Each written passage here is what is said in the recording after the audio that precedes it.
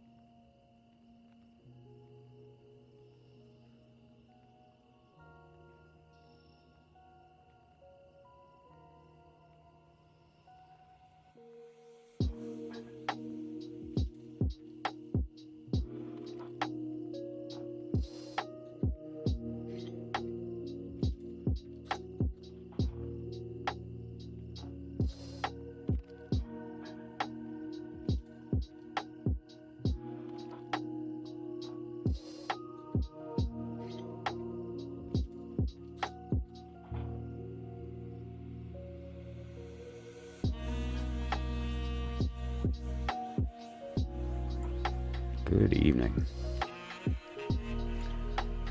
So I don't know about you, but I'm feeling a little purple today. So, and you know, on that note, she is here. She is present. Just take a minute. Can you feel her? Because if you can't, you will before the night's over.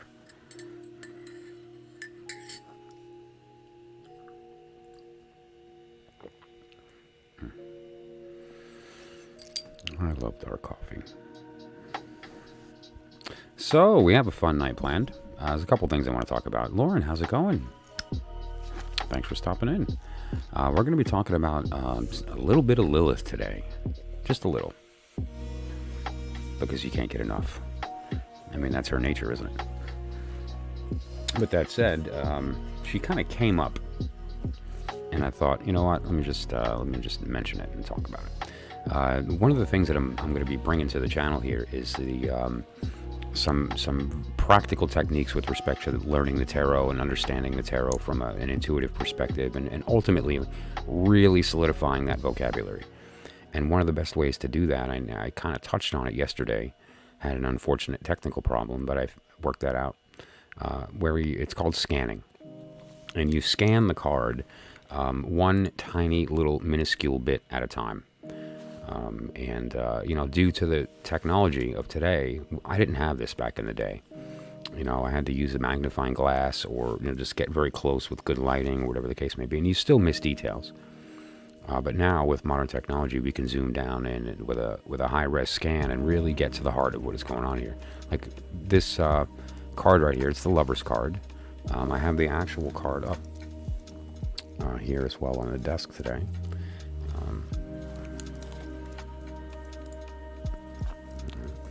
And so this is the Lover's card, and you know, this is the Thoth, the Crowley Thoth version of that. And we see all kinds of different symbolism here, right? The red lion, the white eagle. We have the Orphic egg, the twins. We'll talk about that. The couple. Right? And then we have the officiant. Looks like this Cupid figure up there, right? And then these two statue-looking figures on top that we're going to talk about as well. They're kind of the crux of everything that we're discussing. Right? And so, that said, I thought it was appropriate too, as we're looking at this card here, to maybe also consider these here. You know, I've been going through the process of looking at different oracles and deciding if they point to the one truth, right? Do they tell the story? And if they do, then it's a viable one. And this is an oracle that I've discovered that does that.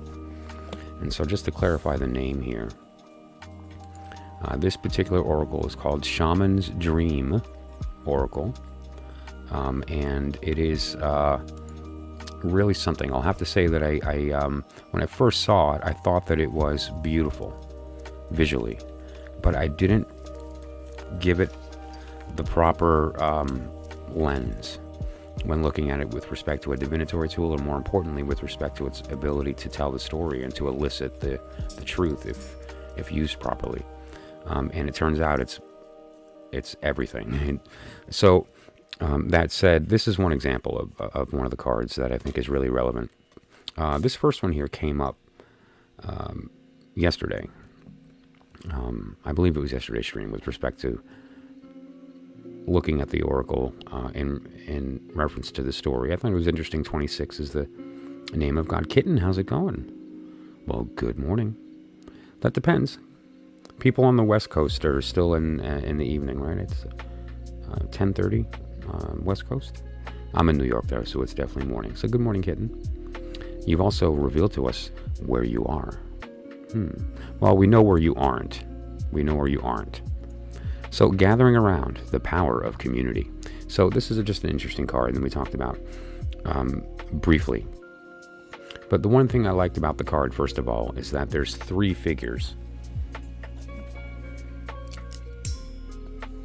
These fairy, pixie, mushroom fairies, or I kind of picture them as mushroom fairies. This butterfly is pretty too, and it's separate from the mushroom fairies, and we're going to talk about that in a sec, because who's that? And then there's these mushrooms. Now the idea here is that, mushrooms are a collective consciousness. Fungi is some of the largest life forms on the planet.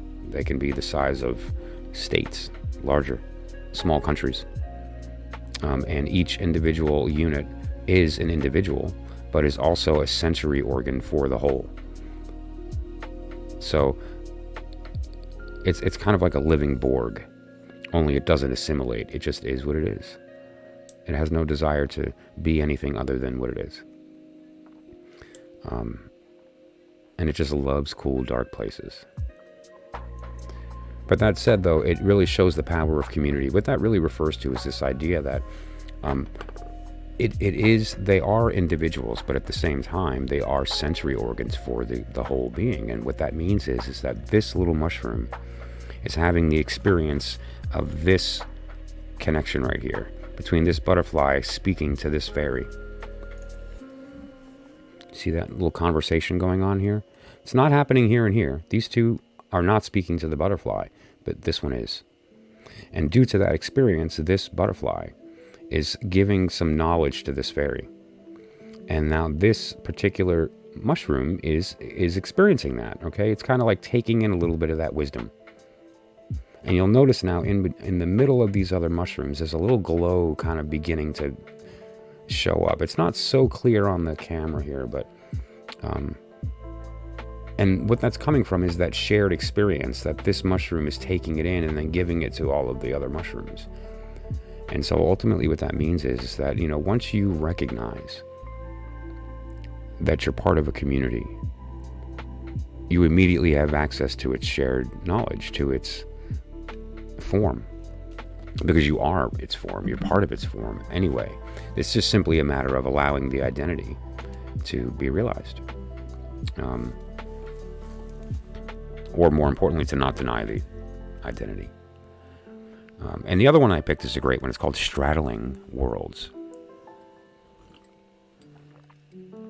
Straddling Worlds, love that. And the color is just gorgeous. It's just a beautiful card all around. I mean, just look at the artwork.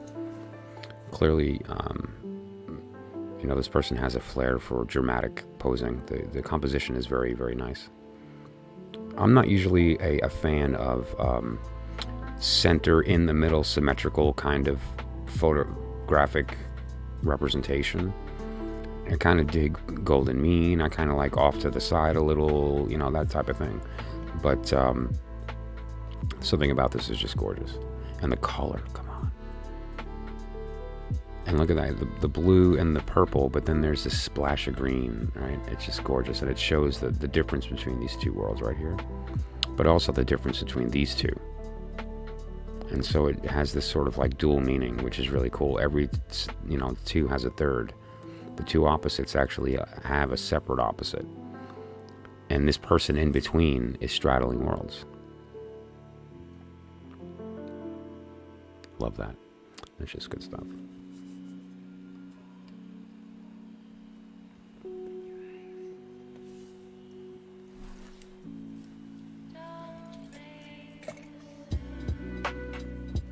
So, we'll take a look at that oracle and we'll pull a couple cards, do some readings, and see, again, what do we find? How is the story mentioned? The one truth. How does it pointed to? It's such a great exercise, and it's one of those things that, it's funny because there's a certain point where you don't even have to look for it anymore. It just sort of is there. It's like everywhere you look, you see it. And the reason that is because everything is a holographic representation of that truth. So it's going to be in everything. Some things are further removed due to various reasons, and so it has less of a resemblance and takes a little bit more looking. But it's not too hard to see once you know where to look. By the way, I love you. Oh, and second of all, there's a cup in there. There's a cup in there. See the cup? Look at that cup. Love that. That's just great. So, there's a couple of things that we're going to be speaking about today as well that are a little bit of a continuation over the past couple of streams. Did I mention we're going to be speaking about Lilith? She's already here. Tell me you can't feel her. Come on, just take a breath. Like a nice slow in breath, and hold it for a count of 3, and then blow it out as slow as you can. And tell me you can't feel her.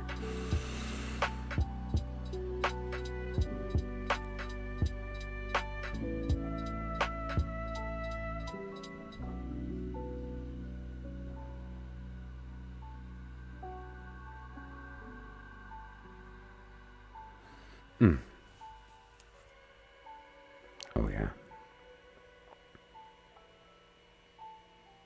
Okay, so we're going to continue with basic guidelines. We're going to do the next chapter from Confucius.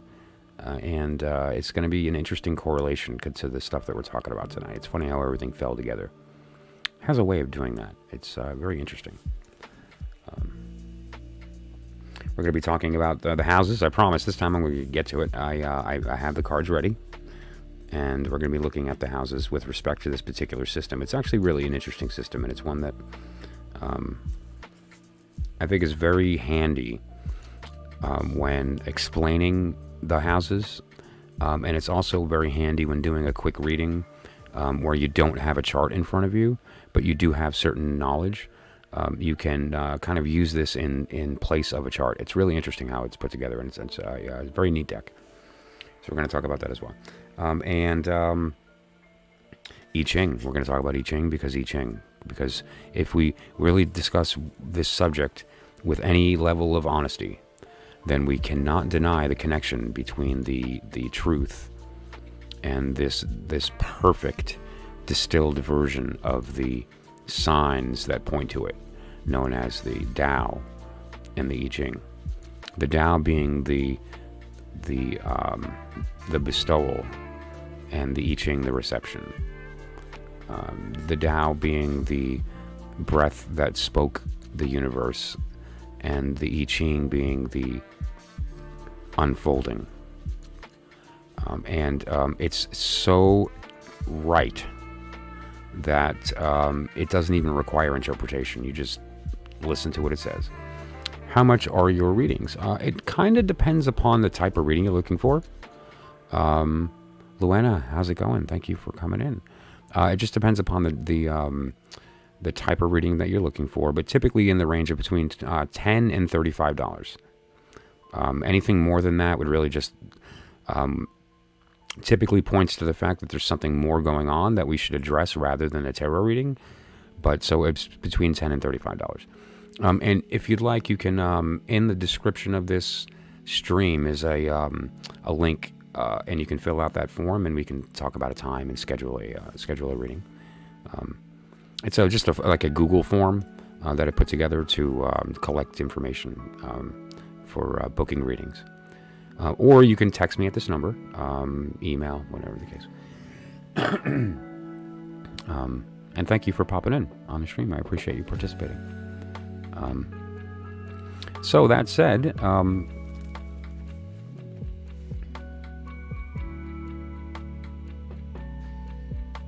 when you consider that interplay, it's very much like the conversation that I've had before with respect to the higher and the lower world. The divine order of the suits of the tarot is different with respect to your higher self, right? The holy guardian angel reads the tarot using a different order of the elements. And there's a very specific reason for that. And we see that same idea distilled down in this beautiful system of the I Ching with respect to the ebb and the flow of these energies.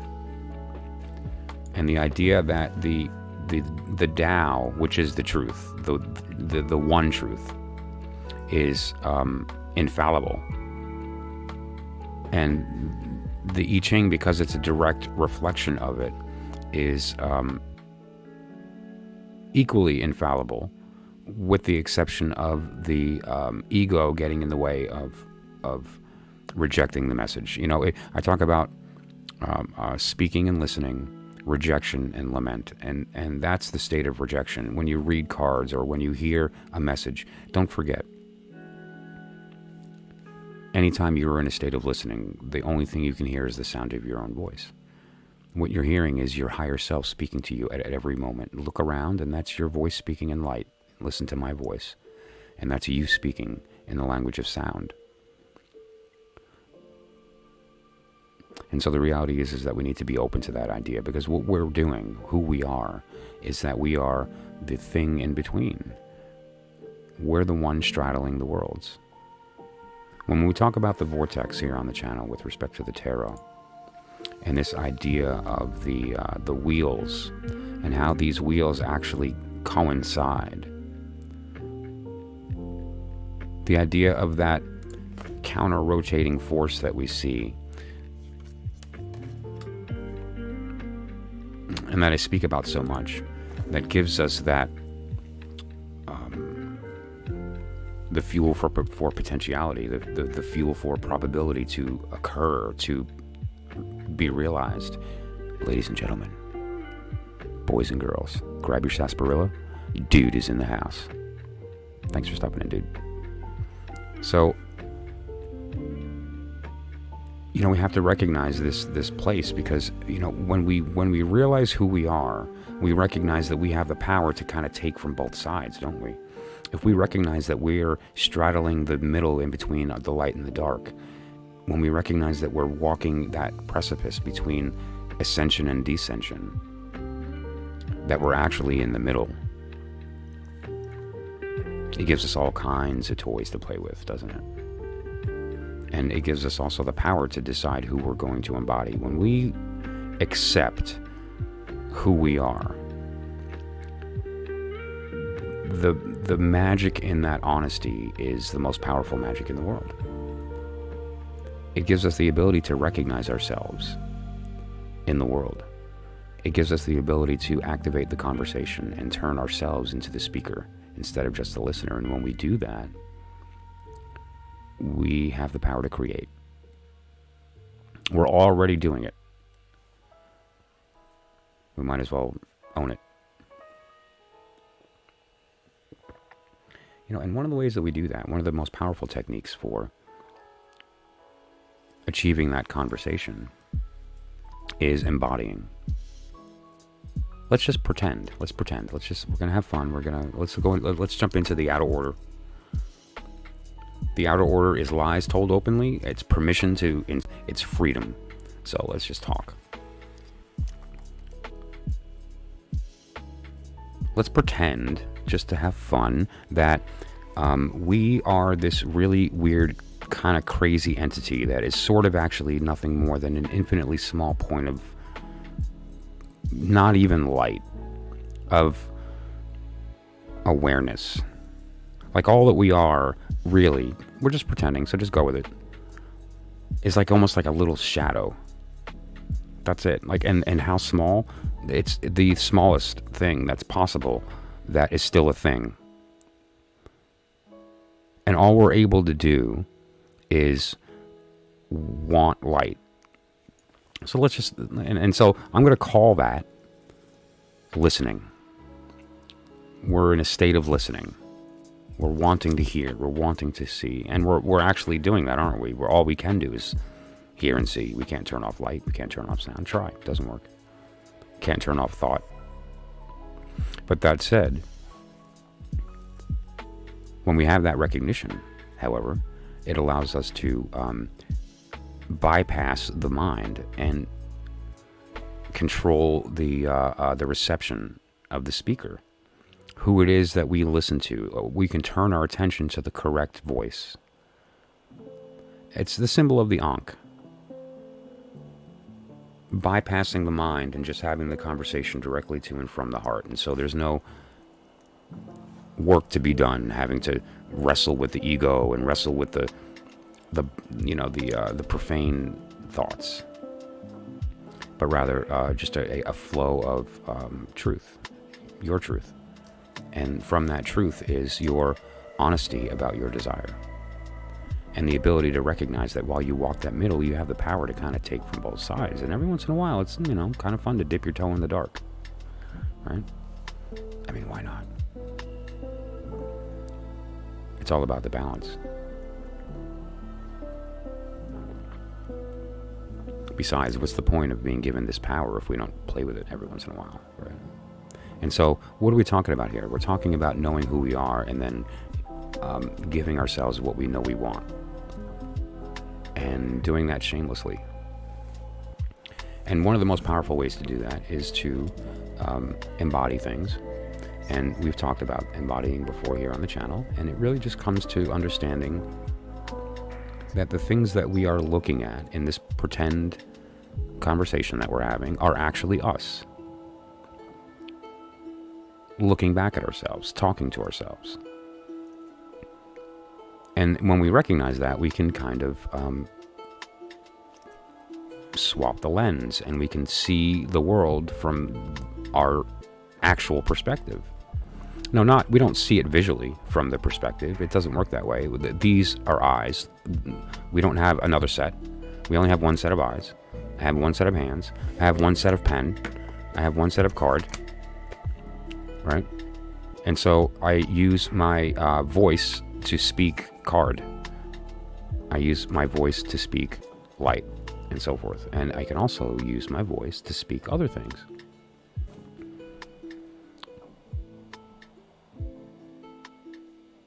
Love. We can speak love. There it is. This is you speaking the words, I love you. That's what that is. And you can recognize that that's actually you speaking. And so when you recognize that this is actually you speaking to yourself, and here's how to do that. You just use the right organ. You don't use the ears. You can't hear the unspeakable with ears. You can't see the unseeable with eyes. But you can feel the knowable with the heart. And that's how that works. That's why the divine order reveals the truth. The fact that we receive divine mind in the heart, not the mind. That's why it's so confusing when we try to think about these things and process them mentally. That's like two swords banging into each other, and it's kind of like two people talking at the same time, right? We know through our study of the tarot that the sword is the element of air. It's the element of communication, mind. So two people talking at the same time means that nobody's being heard, because all we're listening to when we're talking is our own thoughts of what we're going to say next. We're living in the future when we speak. And when the other person is not listening, but rather waiting to get their turn. They're listening to their thoughts of what they're going to say next when they get their turn. Or if two people are speaking, nobody hears a thing. If you're talking to somebody and the both of you look like this, stop talking. Nothing's happening and you're wasting breath. However, when conversation happens the right way, and you understand who it is that you're speaking to and who it is that is speaking, it flows much easier. And so, one of the things that's really fun to embody, and we're going to talk about that tonight a little bit, is Lilith. The idea here is that there are many trinities. There's the Trinity of the Father, Son, and Holy Ghost, right? And then there's also the Trinity of God, Adam, and Eve, right? Clairaudience is a real thing. We'll talk about that in a sec. And then we have the other Trinity of Adam, Eve, and Lilith. And I spoke a little bit about that story, right? The story of you deciding that you wanted to experience the totality of possibility and deciding that you were going to descend. And how did you do that? Well, you became Adam and Lilith. It's right there in the book. We talked about it. And then there was the argument. And the idea of equality was brought up. And there was a little bit of an intolerance to the fact that equality was not going to be honored. And so what occurred there is that Lilith left angry. But she returned. After the creation, which was Adam and Lilith, together created at the same time, Adam was left alone due to his adherence to the mistake, to the misunderstanding. The poor bastard. Don't overestimate men. We're not as smart as we look. But you know that. But, it caused a big debacle, didn't it? And then we have the idea here of Eve coming into the picture here, because Eve was created to do what? To complete this relationship, to complete the, what's the point of experiencing the totality of creation if there's nobody to share it with, right? And so, when Lilith left, God needed to provide that other. He was incomplete. Don't forget, Adam, man, is an incomplete female, right? It's the Y chromosome is an incomplete X chromosome. And ultimately, the key here is, this is the important thing to remember. This is the number one bullet. Lilith came first. And so, just consider that. And so now Adam is left alone and needs to be complete. And so the rib is taken. And so Eve occurred after creation. Eve was not created. Eve was a product of transformation, not creation. That's what humans do. We don't create. We can't. We can only receive. We don't create. We transform. We take what's here and make new things. That's not creation. However, it's a creative act. It's conceptually creative. And that's the point. Because the other side of us, in this imaginary story of the fact that we are both the world and the self, we are the seer and the thing being seen, is the idea that the one that's speaking is the one doing the creating. And so when we are listening properly and recognizing that we're hearing our own voices, what we are doing is recognizing that we are in the act of creation. We are the creator. But that doesn't occur unless you're in that proper state, unless the conversation's taking place. And what is a conversation? Someone's talking, someone's listening. You're not talking over each other. So one of you has to be in the state of listening, and I guarantee you it's not going to be the rest of this. This is not going to stop talking, I promise. Try. You can shut your eyes as tight as you want. It's just going to get brighter. Right? The loudest sound I've ever heard in my life was a sensory deprivation tank. You know, and so you get the idea.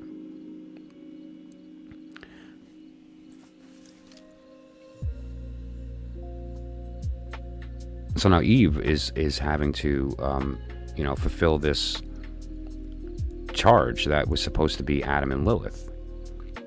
Descend, become flesh, go make babies.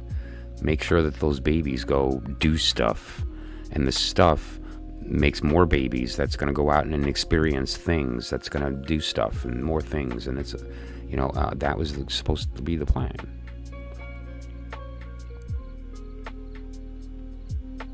And so, that didn't work out so hot. So, Eve's created, and then Adam and Eve are sitting in their garden, kind of chilling out. And God says to them, hey, don't eat from that tree and eat from that tree, right?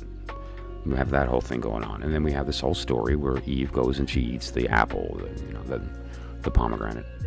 And then at the advice of this serpent, which, we learn is Lilith, coming from below in the form of a wand, because that's what she is. She's the feminine wand in the higher world, and that manifests in the lower opposite as a masculine wand. Sure am. Not this moment, but I will be toward the end of the stream, or toward the middle of the stream. I'm going to be doing an Ching reading, a tarot reading, and an oracle reading. Unless those are part of the process here. If you'd like a paid reading, then it's the stuff down there. And once I'm done with this section here, then we can do that. Otherwise, we can set up a private. And there's instructions for that in the description. The private reading prices are the same as what's down here. So that said, going through the process of embodying and understanding who these two women are, Eve and Lilith, is an important component here, because Lilith she fulfilled the goal. Her destiny was to become one with Adam, and the two of them to experience the totality of human experience, to realize all phenomena. And that could only occur by you descending into flesh. And how did you do that? You did it by separating into Lilith and Adam. But now, when she left, that couldn't occur. And so now this descent couldn't happen, but it could. And it could only have happened this way, because when Eve comes into the picture, she's now in the position to take the apple. Why? Because of the serpent. Without the serpent, there is no Eve eating the apple. It has to have been a decision of the creation. The creation has to make the decision to take the apple, or the story doesn't work in God's little story that he's cooked up. You're the one who made this up. And so in order to fulfill that destiny, Lilith did what she was always supposed to do, which is to deny the relationship and to become a serpent, to then entice Eve to complete the work, which is to descend into flesh, experience the totality of phenomena, and then reascend. And guess what? We're in the middle right now. That all happened, and here we are. And what are we here for? To know. We're here to know. Know what? Know everything. Taste everything. Smell everything. Touch everything. See everything. Don't just hear everything, but make noise. Be heard. Be seen. Be touched. Be smelled and tasted. And how do we do that? We become her. That's That's our side that wants to touch and be touched. That's Lilith. Eve is the mother. I want to show you a card real quick. This is the Lover's card, and I had it up here, but we're gonna go through the process of the card scanning. And at the same time, I just want to kind of point something out about this card right here. This is a very holy image of the alchemical marriage taking place, right? You have a couple of things here I want to point out. We have these two figures on top, and then the Cupid. Then we have this individual right here, the two people being married, you know, the witnesses, and then these elements. Basically the familiars of each individual that's in the process of being married, right? And we have the red lion and the white eagle, which later on, as we know, turns into the white lion and the red. But anyway, and you'll notice that this is a black baby and a white baby, and this is a black man and a white woman. Okay, just keep that in mind for a moment. Like, and I just wanted to say it again so that we're all clear on what we're looking at. Because once we take a look at this card, I'm going to be reading you something from the Song of Solomon that references a black woman. Almost as if it's opposite in the higher world. So let's just there's two women on the top here, plus this Cupid. And then we have the individual that's officiating. I wonder who that is. It's the hermit. Then we have a black man and a white woman getting married. That's being witnessed by the white baby and the black baby. And then we have the red and the red lion and the white eagle. Okay, so we're all clear on the Lover's card. Incidentally, it's in reference to Gemini. But so, okay, and that's just to be clear. So now that said, let's take a look at the card close up. And I had some technical issues yesterday, which I was able to correct, thankfully. And so if we look at the top of the card here, we see these two figures are both women. And then there's this Cupid in the middle that's blindfolded. And it has a quiver and an arrow nocked, ready to go. Okay. Now, who are these women? And let's look here. If you zoom in, it's really interesting what happens when you zoom in. At first glance, I thought this was a man and a woman, right? Because the figure on the left is, it almost has a masculine looking chest and shoulders, at least, and the hair. I don't know. That's just cultural that I believe that. Because upon immediate further examination, you realize that that's a woman in every way. The curves, the shape, there's more obvious. But let's zoom in on the face in particular, okay? And there's something really to this here that I think is a biggie. Look at the look on her face. That's an angry person. All right? That's an angry person. That's not a person who is just standing there in a statuesque kind of vibe, right? Let's see how far we can get before we lose definition. It's we're already getting into that thing.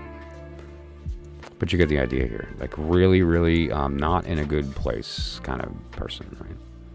She's angry. And let's zoom out and take a look at Eve. Is that something on the quiver? Looks like there's some words. We should maybe look at that later. I wonder if it means something. All right, so, and here's Eve. Look at her long hair. Look how long her hair is. Right? She's thicker on purpose, right? This idea of the mother. And as we know, she doesn't waste time. Cain, Abel, Seth, so forth. Now let's look at her face.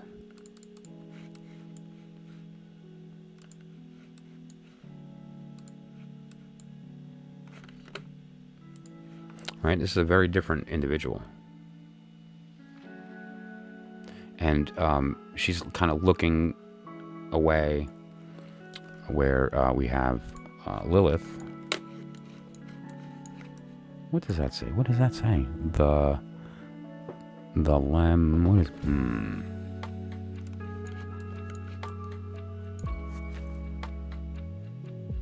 Couldn't be more different, right? Adam and Lilith were twins, don't forget.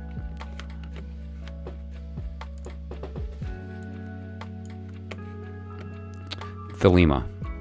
Thelema is means will. Pardon me. I used the wheel when I shouldn't have. That's going to be flipping for a minute. Okay. I'm asking my computer to do things it is not wanting to do. Give me a moment while I jump back to the correct image.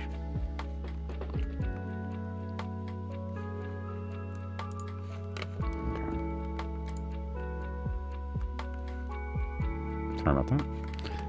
This is the first time I've used the software. Is just a couple hours ago. So,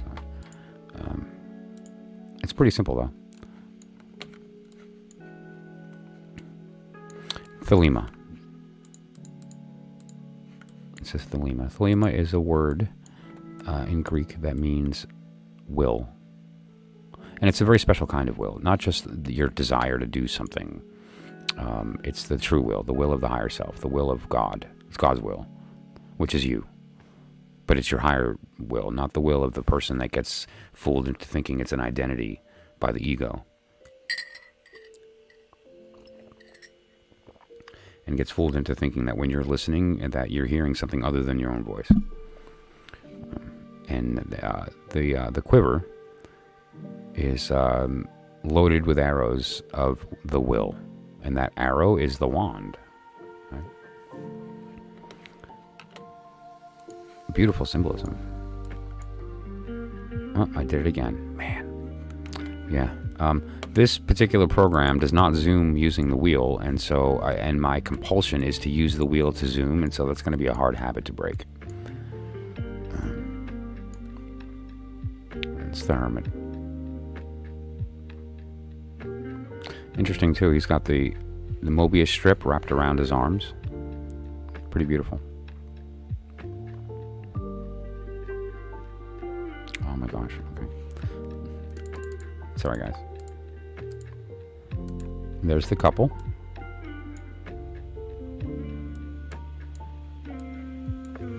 She's holding a cup. He's holding a wand, a staff.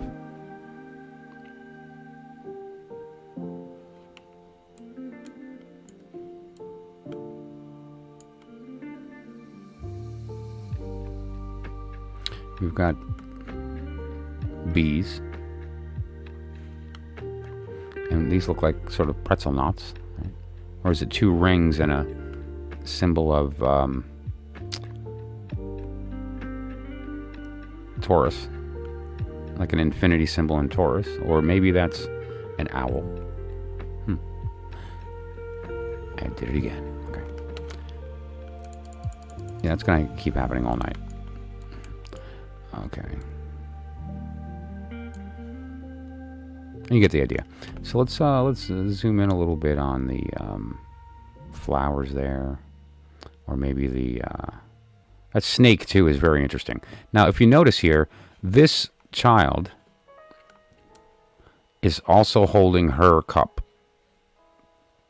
This child is holding his sword or his wand. Then he's holding a wand,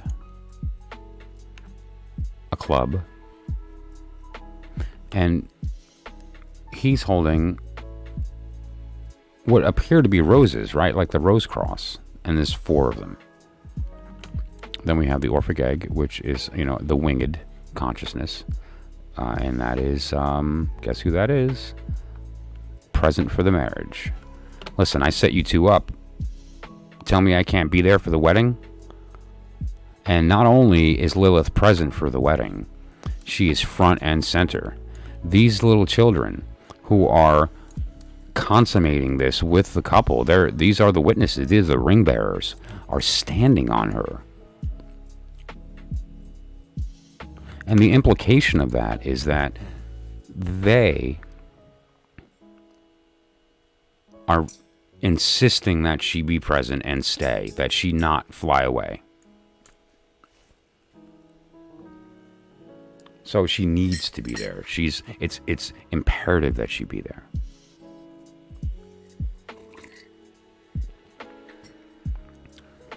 There's a couple of cards that I've identified in my own opinion, and this is only my opinion, that are telling this very similar story. And so let's just take a look at them. The Hierophant. All right, it's hard not to see that. You know, you have this this idea of the corners with the you know, the signs. In this particular case, you know, Scorpio, Aquarius, you know, Leo, Taurus. We have the bull. We have the elephants. You know, and then here there's the four corners here. There's a lot of similarities too, just as far as the image, you know, the images of that centered line there, which is made up of the wand, starting with the egg, and then here you have the same thing of the pointed down sword of the new aeon, the coming of the new aeon.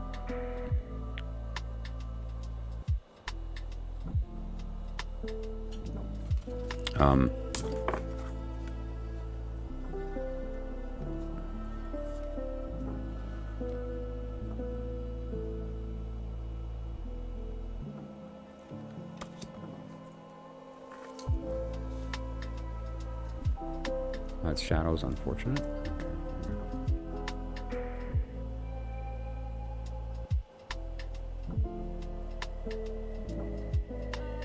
Brianna, how's it going? You didn't miss too much. We did talk about some Lilith stuff. Who's that? Yeah, so you get the idea here. And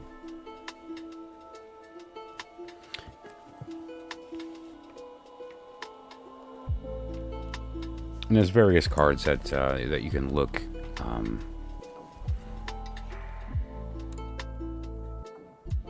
and see the correlation. Like, it's not hard to see the correlation there with Lilith appearing in a lot of different places in the tarot that we hadn't considered. And when you realize that she's the serpent, it's so obvious that she's everywhere. We understand that the concept of the Kundalini, which is the you know, the thing responsible for our will being exercised, is viewed as a serpent that is winding up, right? The caduceus. There's a lot of different circumstances. Scott, hey, okay, so how to get a reading? Well, it depends on what you're looking for. If you want it live here, we can do it here. Or we can schedule something private. It's up to you. So were you looking for something private or something here on the stream? And the prices are right here. They are gorgeous. Frida Harris was an amazing artist, and she really was able to bring into physical manifestation concepts that were so high level, and she did it in a way that is pure genius. I mean, I don't think Crowley had any idea the power of the magician that he was going to be in contact with. You know, I don't think he realized. And don't forget, he had to kind of be, you know, like, nudged into doing it. He had already done so much work, written so many books, done so many different public teachings. It's just, you know, it was so much, so prolific. And this woman shows up toward the end of his life and is like, hey, you got to make this deck, and you know, I'll paint it and you write the book. It's like, why would I write a book? I mean, I've already written 50 books. I'm old, I'm tired, and I'm freaking lazy. Okay, wait a minute, you're lazy? Well, here's a big bag of gold. Hey, let's write a book.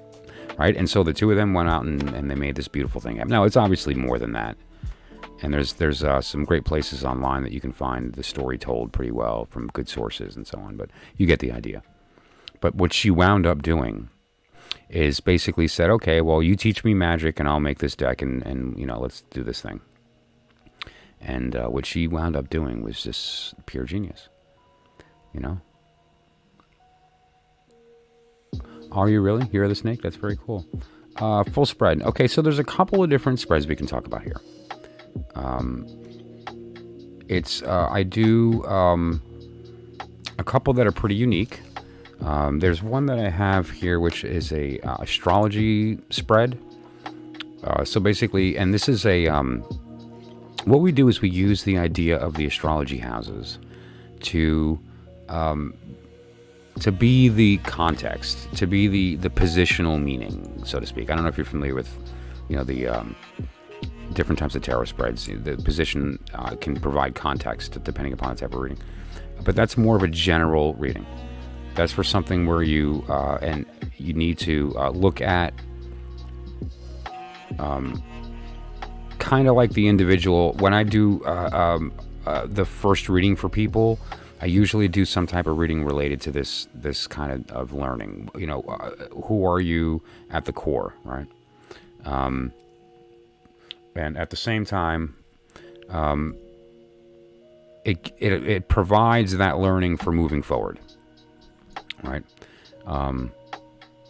So that's not bad unless you have a specific question that you're looking for. Oh yeah, well it's 2:11 here. I caught it. I saw it. It came in, so we're good, Scott. And so if you're looking for a specific guidance on a certain issue, then I may recommend a different reading. Usually would do like a 3-card that and go from there type of thing. It's kind of like the past, present, future. It's where that was born from years ago, and then it goes from there. I'm after a love reading if possible, but open to your thoughts. Okay, well, let's talk about that then. Today's the day for that. You came in at a good time. And I'm not kidding. I have the Lover's card out for a reason. We're talking about Lilith. And I'm going to be reading from the Song of Solomon, which is Solomon, who is a beautiful poet. He didn't just speak to demons and angels and lock them up in vessels, but he also really knew how to, speak the heart. He was an expert. And so today's kind of a love night anyway. That's why I have Gustav Klimt's the Kiss out, and I have the I Love You glyph out, and all kinds of goodies. There's all kinds of little hidden love things out here today. But that said, so you have a specific direction that you're looking to go, and so I'm going to take that as guidance on where to go with the reading. And are we looking at currently in a relationship and there's issues, or looking at a relationship in a state of, are you seeking or are you in? And I know which deck I'm going to use. It's going to be 2, in fact. I'm going to use 2 decks. You're lucky I didn't scan these yet, because as soon as they're scanned, they're going to be sent out. I'm shipping them out to somebody. Both of them. And so the only reason that I have them still in my possession is that I haven't scanned them yet. And once they're scanned, that's it. Then I'm sending them out. So, strong connection, Pisces. Okay. Okay, Taurus Sun. You're a Taurus Sun then. Okay. All right. Let's take a look. By the way, what's your birthday? I don't need the year, just the month and day. And in the meantime, I'm going to be digging through some boxes. So give me a moment here.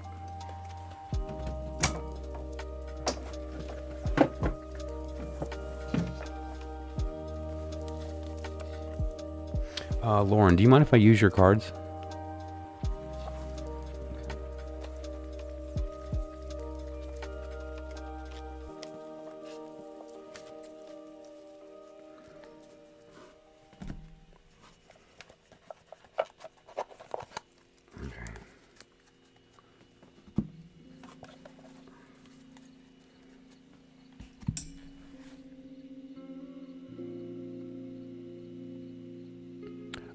No problem. Bree, sure. Okay. May 1. Okay. March 8th. New connection. Autistic and very unique. Okay. Okay, yeah, Pisces too. A Pisces with autism is that that's a special mind. That is a special mind. Yeah.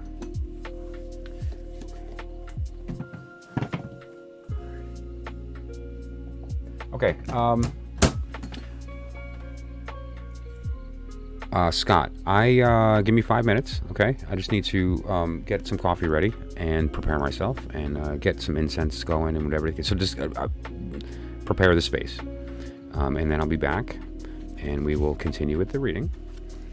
Find a spot for these.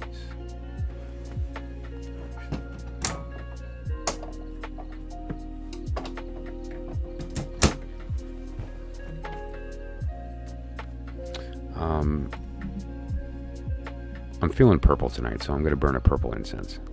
And interestingly, too, right here, I just want to point out, just for the sake of the magic of what we're doing here tonight, this is my white lion and my magus, and they are in the process of the alchemical marriage. Okay, so as we speak, they're in front of their work. This is what is occurring on my desk here. Let me get the card for you to give you the context of what the magic that's happening while I'll be doing the reading here.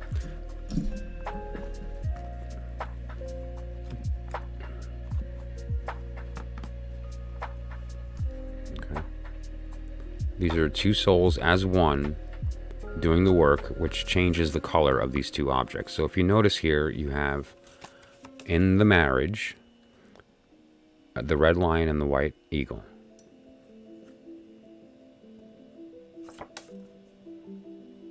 A white lion and a red eagle, right? And you'll notice this is a white lion. That's a cat. And this is the red eagle. Right? So the work is it's happening. It's in process. Soon it will be complete, and when it is, you'll have one being. And there it is. That's the being. Okay, so that said, I just need a moment to prepare, and I will be right back. That's cool that her color's purple, because I love that color, and more specifically, so that we're clear on when I say the word purple, what I'm referring to is the divine will and the profane will being unified and combined with divine heart. Skipping mind entirely. It is pure bliss. Purple is the color of your will in its entirety, outside of any untruth, anything to get in the way of you knowing what you want and getting that, being combined with pure emotion. Just imagine that, knowing exactly what you want and getting it, and being in a state of allowing yourself to have that moment emotionally to its fullest. That's what purple is. Purple's cool. Think about that the next time you see purple, and embody that. Embody the purple. I'll be back in 5 minutes.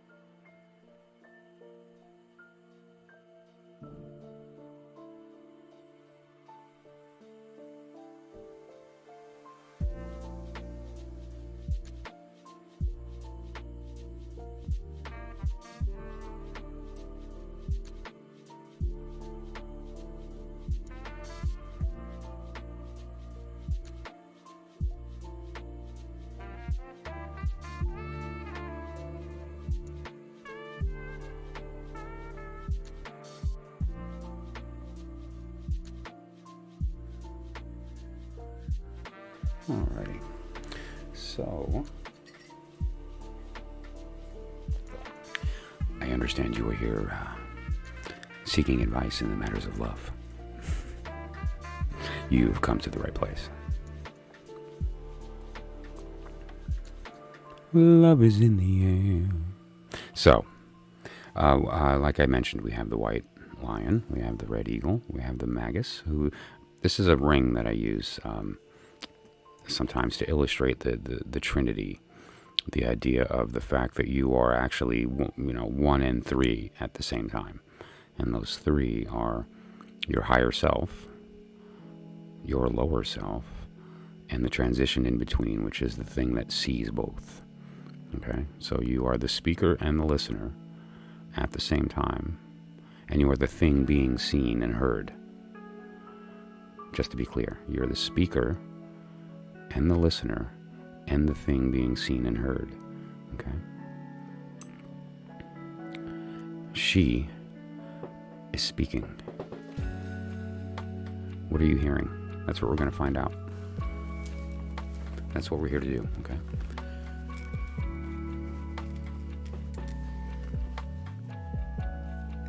Using blue for the heart to ignite the purple, which is the unification of the divine will and the profane will combined with divine heart.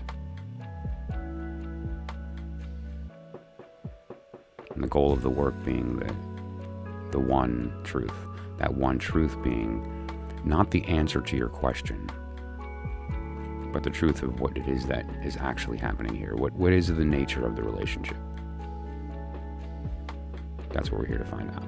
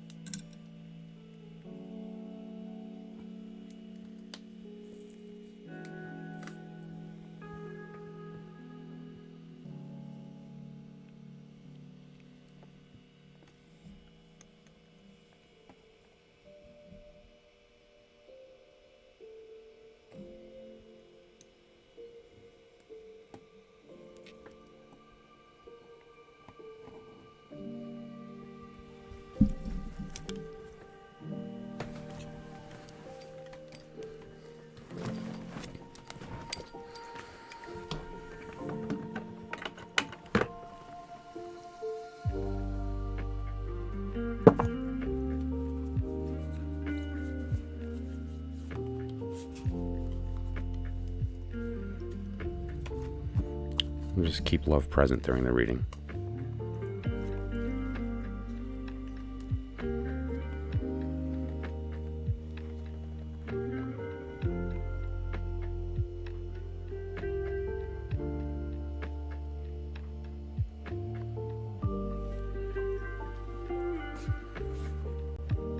Okay, let us begin. So, just to be clear, let's take a look at a couple of things here. The first thing that we're going to look at is your story, just from a quick glance. I'm not going to pull the cards and go through the entire process, although we can do that at a later time if you'd like. But what we're going to do right now is just take a look at the wheel, and it's going to give us a little bit of guidance on your overall energy in the circumstance compared to hers, right? And so your May 1st, and if we look here around the wheel, and find your birthday and hers, then we'll get some ideas and with respect to what we're talking about. So, as you'd mentioned, your sun is in Taurus, but your energy is the moon in Taurus. You are ruled by Venus, but the moon is exalted, meaning that your deacon is of equal power to the ruling planet in this case. So the moon and Venus are equal in your circumstance. Okay, and you'll see that here if you look at the portion of the wheel where your birthday falls. It's under the 6 of discs. That's your deacon. That is the advisor to your court. In this particular case, the court of your exact birthday is the Prince of Disc. Okay. Now let's look at her. With her, we have the 8th of March. Okay, so we're going to go back a little bit. And we see her appearing in Jupiter in Pisces. Venus is exalted in her case, as opposed to yours in the moon. And she is the Knight of Cup. Now, the Knight is the king in the Thoth system. Okay. Now, there's a couple of things that we can learn from all this, right? So this is a bunch of words I just threw out. So let's talk about what this means. First of all, your deacon is the 6 of Pentacle, or Disc. But more importantly, what we're talking about here is the energy of the moon in Taurus. And more importantly, and this is the real key here, because it's the personality that we're talking about. The Prince of Disc is going to take on the qualities of the 6 of Disc through the energy of the moon in Taurus. And then we have her. And she is in a totally different circumstance here. She is in this energy of the 9 of Cup, being the personality and the Knight of Cups. So let's talk about what that means. The princes are all the airy part of their element. And in your case, that's the airy part of Earth. Earth is the element of wanting to bring things into physical manifestation. And the airy part is the desire to communicate that. And so what you're doing with respect to your connection to your world is that you're the type of person that likes to talk about real things, practical circumstances, but you speak it emotionally, meaning that you understand that for you to get what you want, you need to speak to their heart. Or like you get that. That's natural for you. But the way that you do it is, what's the word I'm looking for? Perhaps abrupt. You have to be careful when you're speaking to somebody's heart. Honesty is important, but you can choose your words, right? And that might serve you. Now, that doesn't mean that you're using mean words, but you know the difference between communication and stealing energy. Now, 9 of Cup, and we have the Knight of Cup. The Knights, or the King, is the fiery part of their element, in this case, water. Water is the idea of the reception, the listener, the want, the thing that you are prepared to be filled with. Now, there's 2 ways to approach the cup. You can either want a specific thing and not allow other things in, or you can receive openly. And a lot of that has to do with the personality. Now, she's a Jupiter. She's watery, and she's Pisces, and she's a Knight of Cup. So we have, and which is the fiery part of water.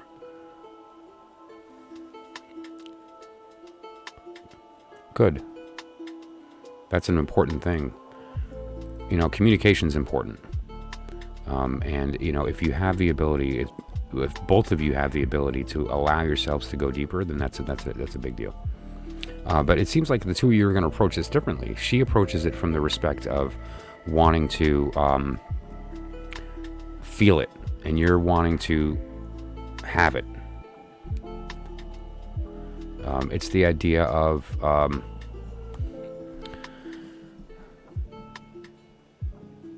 the overreactor compared to the stubborn arguer.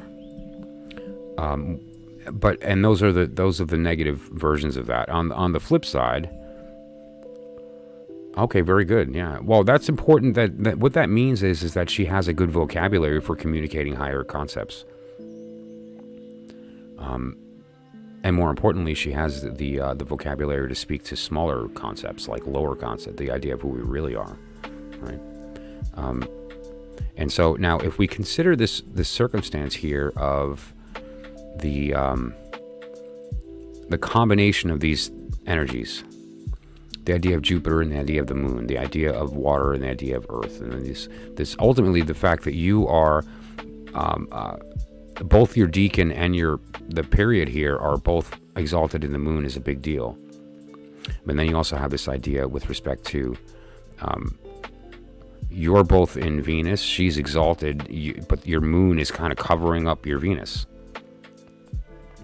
And we're going to talk about that when we get to the cards here. So what I'm going to be doing is called a mind, body, and soul reading. This is a reading I developed. It's my spread. And this is designed to take a look at you from the respect of the relationship at a higher level and also at the lower level. Meaning that we're going to look at it from the respect of your bodily manifestation, your descended form, the form that we thought we were until we woke up, right? And then we're going to look at it from the respect of the higher self, the holy guardian angel, the before the ego, the observer, and then we're going to look at the difference, right? What is the difference between those two messages and how they're speaking and being heard? Then we're going to do the same thing for her. By looking at those two things, we're going to wind up having some pretty good learning with respect to who's talking, who's listening, and who needs to be talking and who needs to be listening. And so let's do that, okay? So first thing we're going to do is I'm going to use, I have two decks here on purpose. This is the Tarot of the Abyss, Anatorian. Thank you, Anna, for this amazing tool. Truly, I'm gonna miss her. It's black and white. That's why I chose this deck. And this is Lightseer's Tarot, and it's the color version. And I like it because it's similar as far as the line art. But there's some pretty good symbolism here as well, with respect to the story and the truth and some things. So I like the deck from that respect, and it's a good balance with the color version and the black and white. Right? Let me just make some room on the desk here.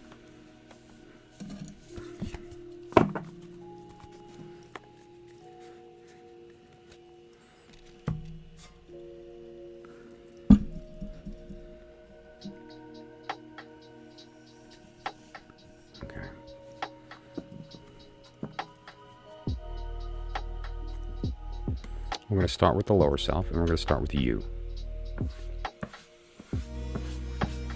Okay.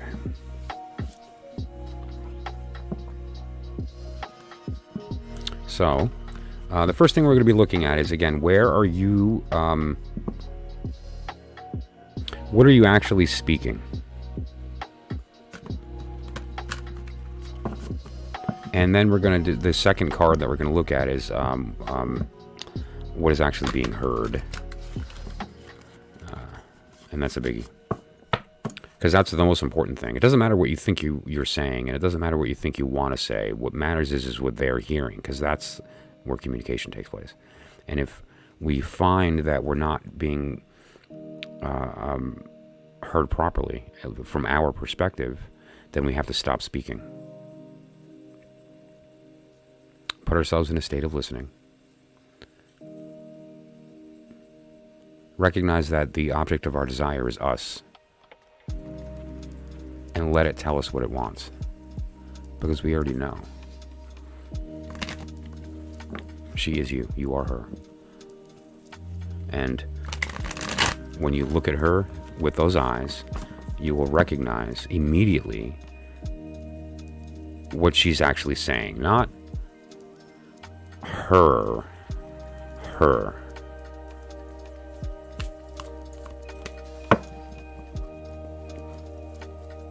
Because, of course, that's your voice. So.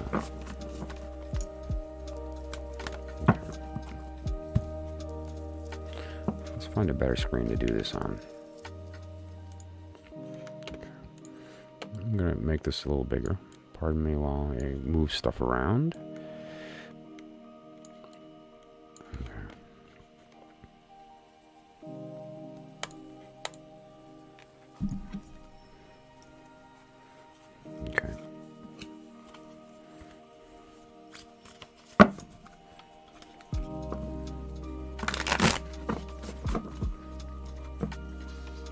What you think you're saying.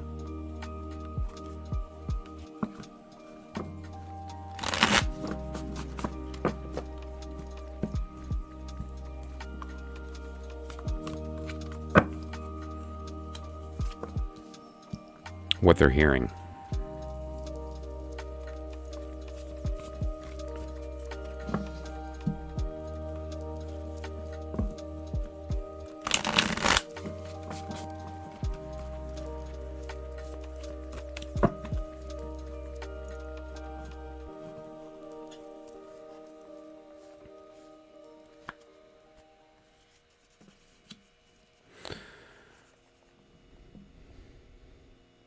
This is a kind of a harder card to describe, but it's the idea of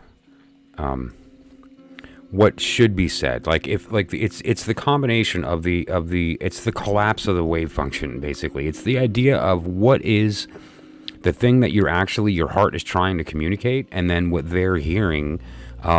There's a remainder. And what that winds up being is a shape that we can look at and go, oh, okay, well, now that I know what the shape is, I know what I need to add to it to get my point across, or I need to take away to get my point across. Anyway, the point is that what this card is the idea of what do I need to add or take away in order to be heard. Is the short version of that concept. Okay, so what is it you think you're saying? The Nine of Wands. Okay. Now, wow. So,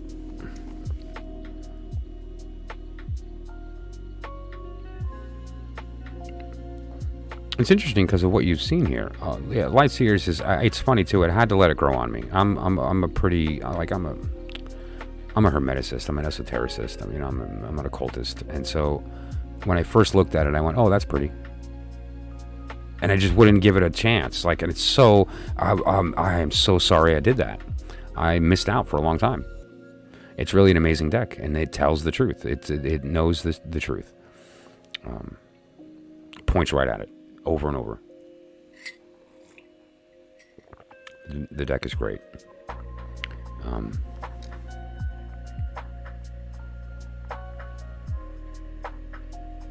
Now, you're right before the 10. And we're about to move into the cup after the 10. So this is sort of like the end of the will period. The work has been done. You gathered the troops. The fight happened. You went through the whole transformation from courage into power. The dust settled and you're standing there by yourself. Where'd everybody go? You were the one who stood up. You were the one who showed up when no one else did. You were the one who did what had to be done. Now, as far as the idea here of the placement, the placement is the what it is that you think you're saying. And what it is that you think you're saying is that I'll show up. I'll be there.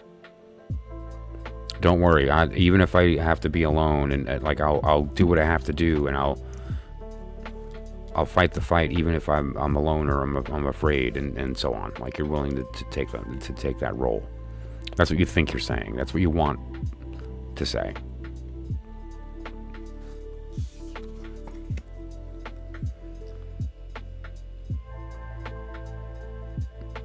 That's her deacon, the King of Cups. So that's interesting that came out. It's the Knight of Cups under the Thoth system, but it's the King under here. Wow. Yeah, well, first of all, awesome. That means that we're good. We have a vibe, and that's so I don't have to. In my role right now as a guide and you a seeker, I can let go of my anxiety that we're not going to connect because we just did.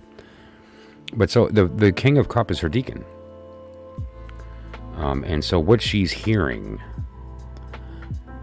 is.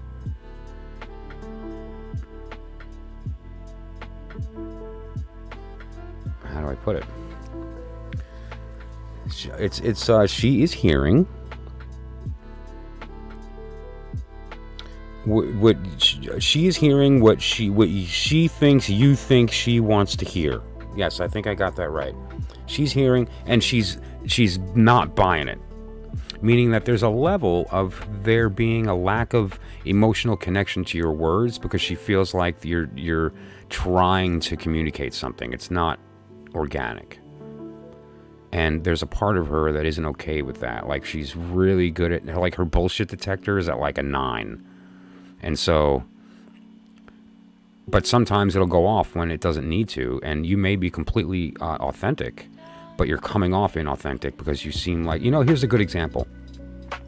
One of my favorite people is Pete Buttigieg. I can watch that man speak forever. I love the guy. Like, really, there's something about his quality. However, because he's super smart, and like, he knows what he's doing, and he can plan, and he's been, he has military experience, and there's all these great things that mean he belongs in a position of power. I'm a big fan of Pete Buttigieg. However, when he talks, it's like contrived. It seems like he's performing all the time, and so he needs to put on that character. And, and so now that doesn't reduce my respect for the man. I still respect his experience. I respect his intelligence and his ability to make decisions. But it damages not my trust, but it damages my opinion of his character. I don't know, his personality. It's hard to describe. That's kind of the feeling here. So you have to be a little careful, perhaps, during your communication with her, that you're speaking. Be real.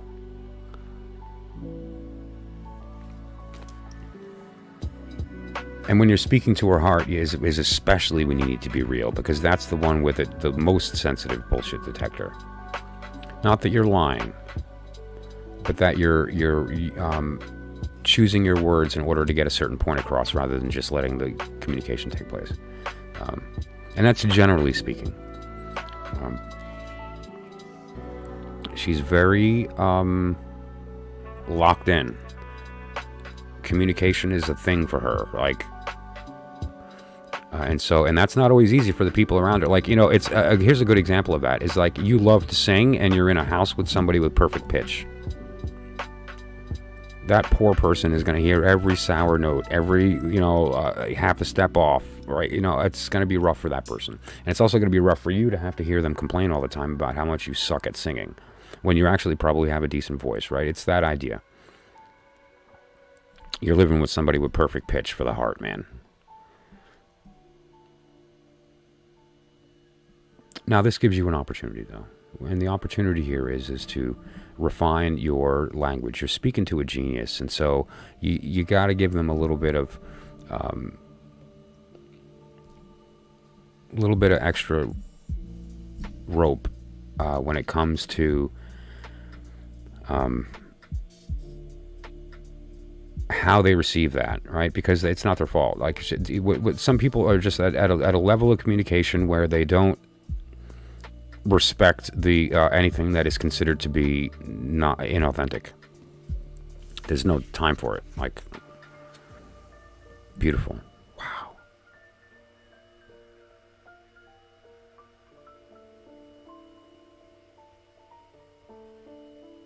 First of all, can we just take a moment to enjoy the beauty that is the version of the strength in this card?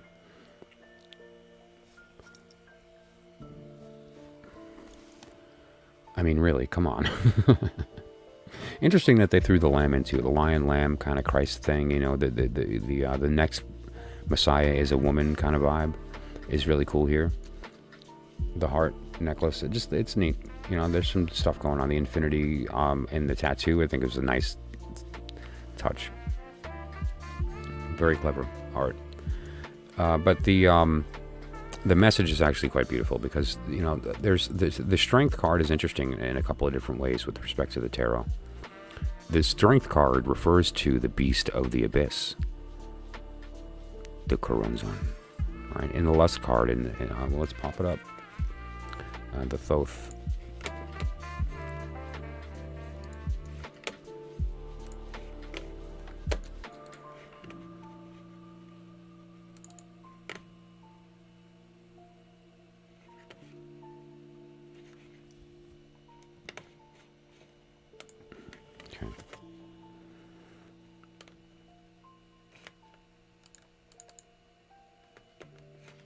This is the strength card in the Thoth deck. Crowleys. And it refers to the idea here of Lilith. This is Lilith, which is the other side of the Strength card.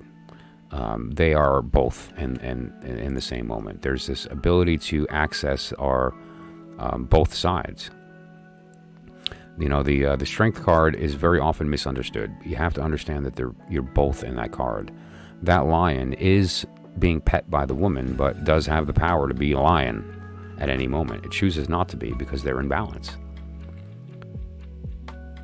What this person is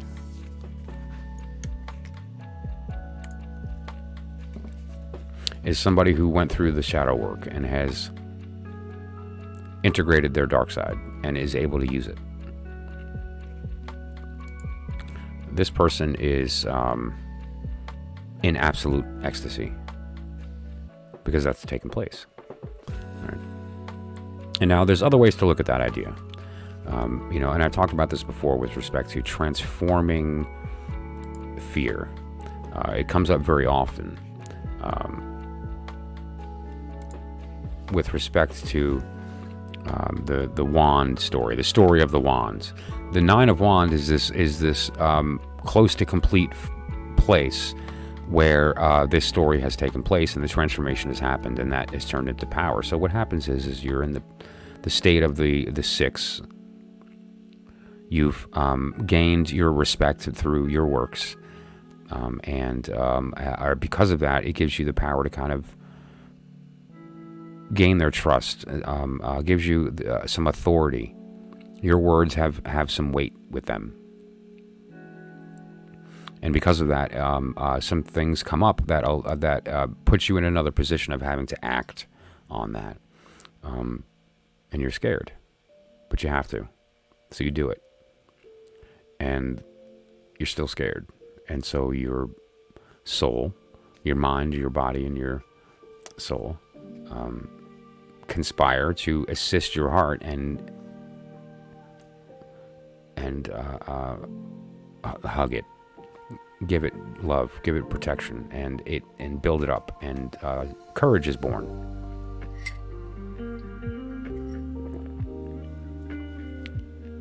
So you do the thing. You're still scared, but now not so much. You have the courage, and now because you're in your rightness, you're doing well. It's working out. The fear disappears. Now, because the fear disappeared, so does the courage, because courage doesn't exist without fear. It's a side effect. It's a product. It's born out of necessity. And so when the thing that it necessitated is gone, it's gone. However, the space that was formed to hold the courage still exists and can be filled with something else. That is the formula for transformation. Okay? And now the Strength card is the moment where you have achieved that and have filled it with truth, which is power. It's the power of knowing yourself and recognizing it. And what is yourself? That's the idea of the infinity symbol here. It's why Cancer appears on the Two of Cups on the love card. Right? It's a Cancer card.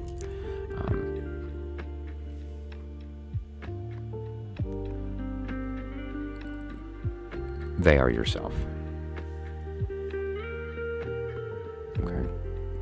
And so there's a very special thing that takes place when you understand that, and that is that you stop talking and you begin listening. And I don't mean that from the psychological respect of listening. I mean from understanding. Whenever you are in a state of listening, the only thing you can experience is yourself. You can only hear your own voice. You can only see your own color. Now let's look at the same exact reading with the different deck. And what this is going to be doing is revealing us what your higher self is saying. Okay. Same positions, just a different concept to the motivation, the why. Because remember, we're pretending that we are both the listener and the speaker and the thing being spoken. All right, so we're having that pretend. right? We're pretending that we're those three things at once. And so now let's look at, this is the one thing reflected through the three. And then we're going to look at the second thing reflected through the three. And then when we look at those, we're going to really get some learning here. And so let's take a look. Let's stop here. Give that one more riff on.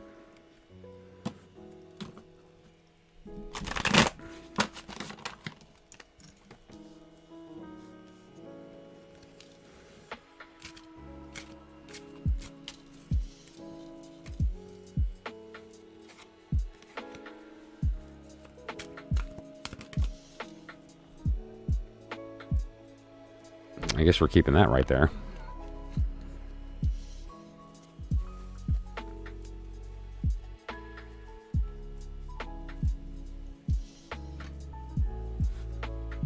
Well, I guess we've revealed that, so let's just start in the middle. Okay, the devil. How beautiful is that? Why is that beautiful? Because that's the Orphic egg.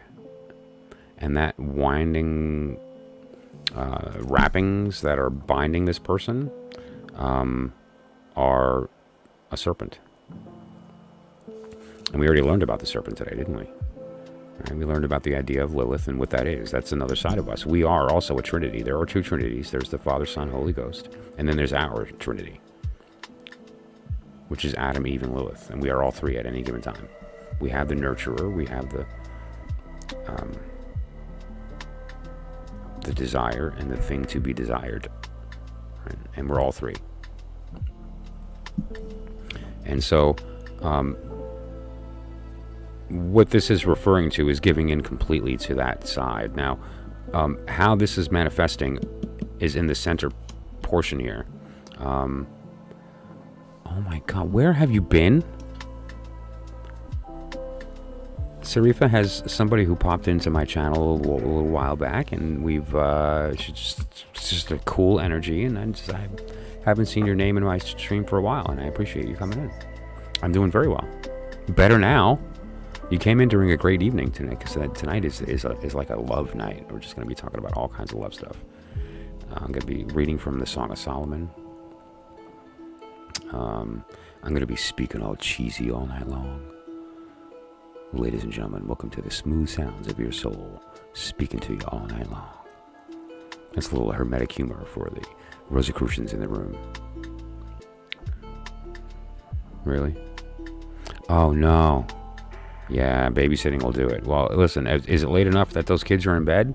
Because you can just, like, you know, put on your headphones, get the volume to a nice comfortable level, and let me talk you to sleep.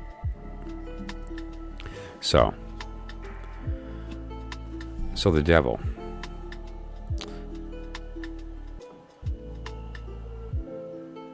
When we really consider what we're talking about here, what we're speaking about is the idea of the recognition or the denial of the fact that we're both. And we can slip in and out. And when we find ourselves forgetting that is when we land in the state. But we're going to talk about where it landed, because that's a little different. The position that it fell in matters. Don't forget where it landed. Let's put it up here so where it belongs. Because what this is the thing that you should kind of do in order to be heard. Right? And we're going to get to how that ties in. So what this is the card was, what is it you think you're speaking? And this is what your higher self thinks you're speaking.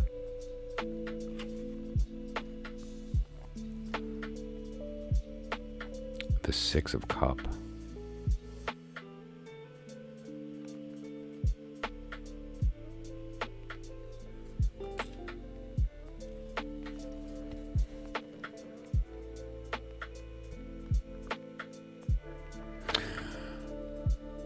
I see these as very similar in nature. The Nine of Wands and the Six of Cups. A similar idea communicated differently. It's the sense here of a past experience being spoken about. Whereas here, it's about saying, I'll be there for you. Here, it's the idea of saying, I've been there for you. Remember that time? Don't forget the sacrifices I've made.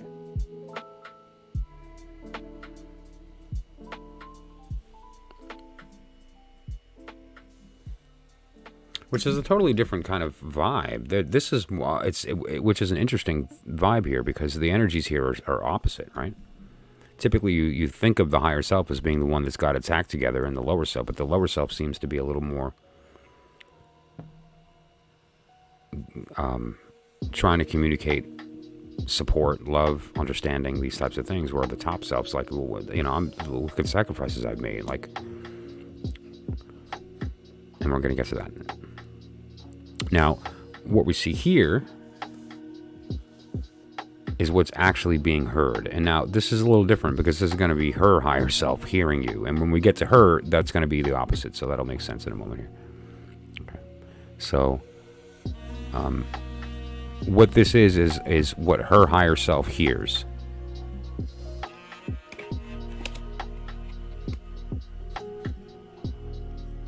The Knight of Swords.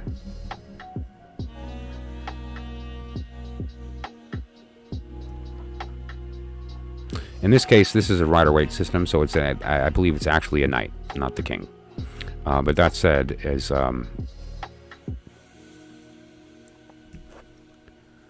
the knights are the prince, but is the airy part, and then sword is mind, communication, is thought.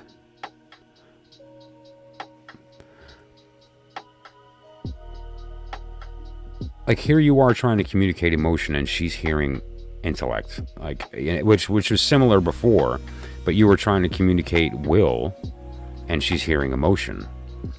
And the higher self, you're trying to communicate emotion instead of will, and she's hearing intellect instead of, right? And so and so now here's just review. And then we'll look at this middle card here, which is a very important component to all this, because what this card is referring to here is the truth of what needs to happen in order for you to be heard properly.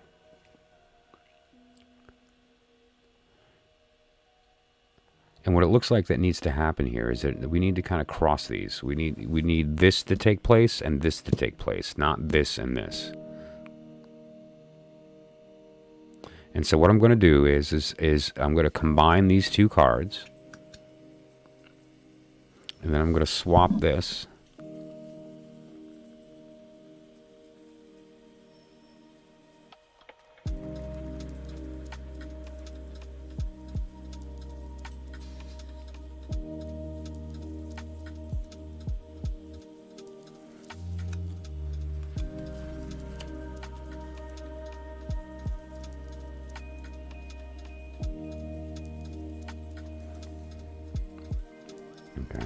So now what we have is a proper communication. We have a sword talking to a cup. You can't hear two minds talking at the same time. It's just like, imagine the idea of attempting to communicate something to somebody that's like really important. Like, you know, it'll either help them or it will really get something off your chest and they won't stop talking. Sure. Yes, absolutely. Well, I'm working with Scott right now, but after that, absolutely. You're never going to get your point across if you're speaking while they're speaking. And so that's the metaphor of two swords. You can't speak to the mind. You have to speak to the heart. And if you want to be heard, that's the proper way to do it. And when listening, listen with your heart, not your mind. That's a biggie. And so when you want to hear the true message, forget the words. What are you feeling? Process the words mentally later. Go through the process. Obviously, process them mentally, but process them emotionally first. And when speaking, speak to the heart, not the mind. And now what you have here as well is the idea of body and will, which are two sides of the same coin. You'd think that they're not. Fire and earth are opposites, but that's not true. Earth perfectly contains fire. Water and fire don't work out so well, do they? Air and fire, fire consumes air. Earth and fire, they do great. So this is much more balanced. Right? Do you see the difference there and how that little vortex applied to this to unlock the proper method of taking that tension and turning it into action, like what to do next? I'm going to pause and ask if you have any questions before I do what we just did, but for her. Because right, this is your side of this circumstance.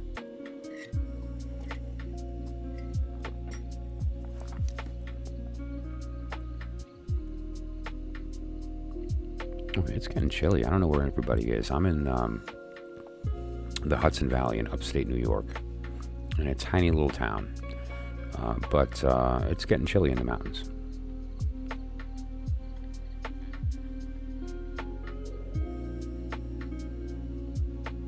Or, Sarifa, if you'd like, we can do like a private as well. I have one appointment tomorrow. Okay, great. All right. Thank you, Scott. I have one appointment tomorrow, and so I'm open otherwise in the later afternoon, or we can do something later in the week, or something here tonight. You let me know. Okay, so let me do this. I'm going to take a screenshot for you. Now, just remember that, and the video will stay up. So you can always review the video and go back to the video and to take a look at the reading. But I'm also going to be sending you a screenshot of this, because this is the answer. This is the algorithm.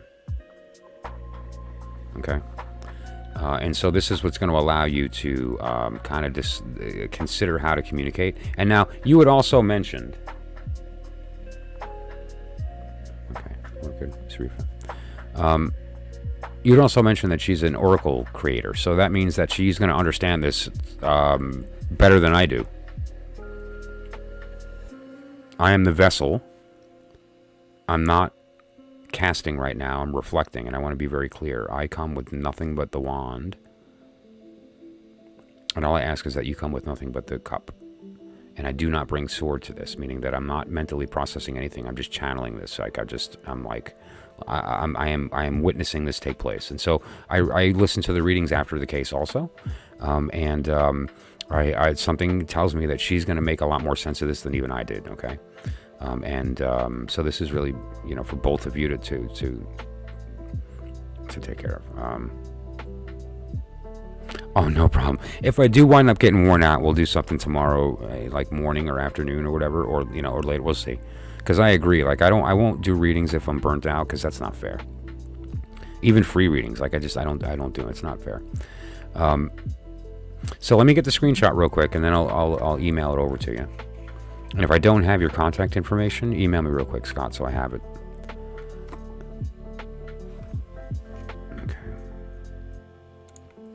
All right. And make sure that I have your physical address to send you incense. Oh, you already have snow? I'm so jealous. It's funny, because you know what snow means to me? Football season. It means the quiet time. It means the possibility of having those days where like every single square inch of every blade of grass is covered in crystalline ice. It's gorgeous. I just love this time of year. I spend a lot of time in Denver at the INATS, the International New Age Trade Show.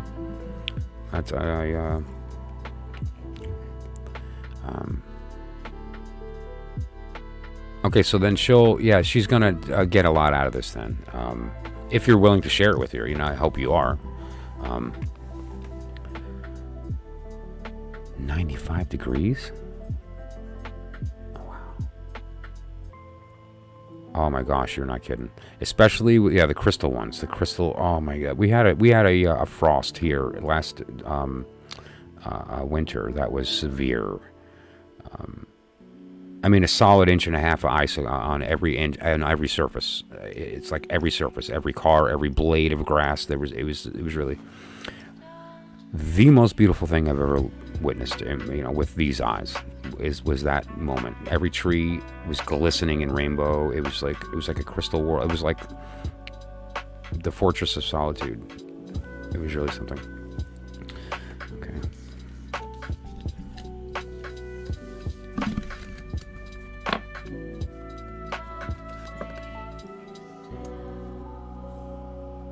Actually, let me see which one's appropriate to leave out. Yep, that's the one.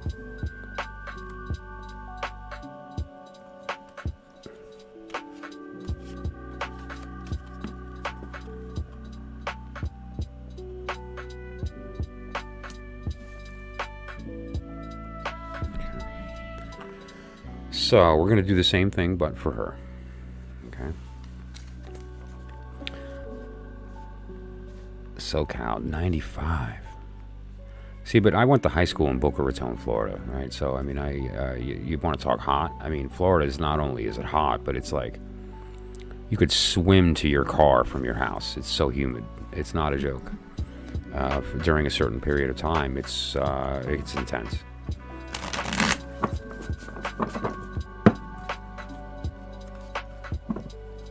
By the way, Scott, thank you for, and I mean this, it's an honor to be able to read for somebody who lives with somebody that is an intuitive reader.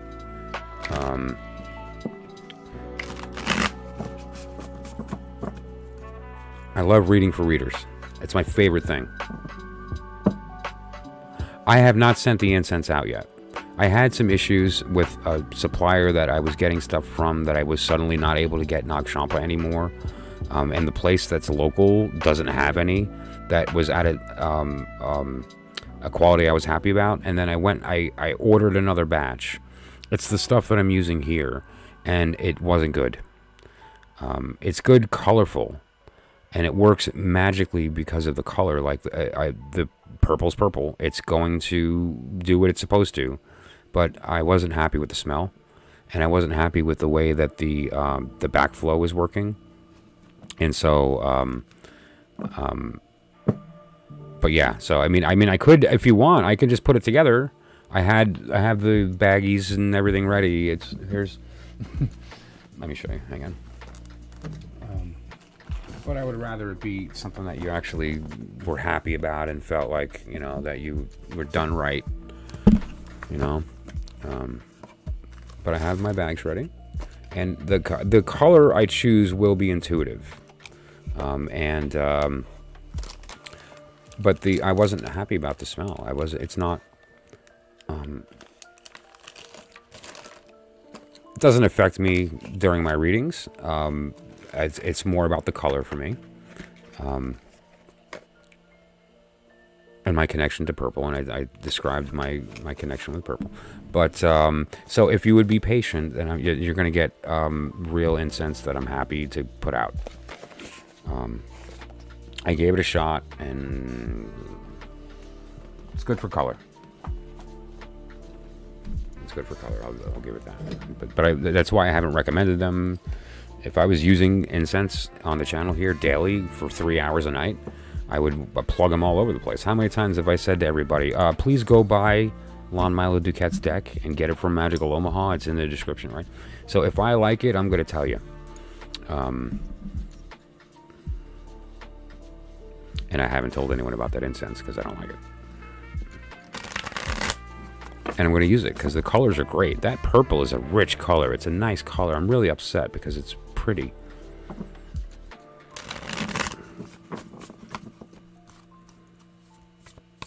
It's a warm purple. It's a red purple as opposed to a blue purple.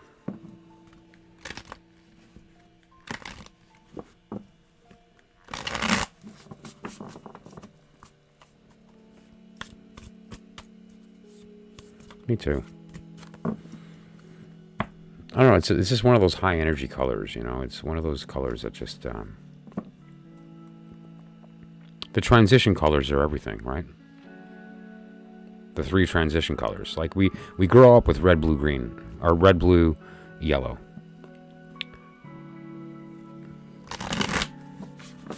But really, the magic is in the green. The magic is in the purple. The magic is in the orange. You know, it's in the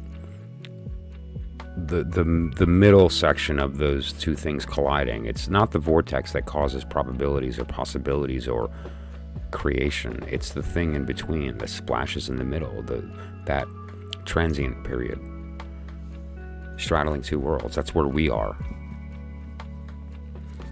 And so the transition colors are very powerful compared to the root colors, which really are they're just so, you see red, it's kind of hard to think anything other than red. But there's nuance in purple, there's nuance, there's reddish purple, there's bluish purple, there's warm green. You know? And orange is just cool. Orange is, I don't know, orange is a happy color, but there's an energy to it. I don't know, it's like that fun friend. Okay, this is ready.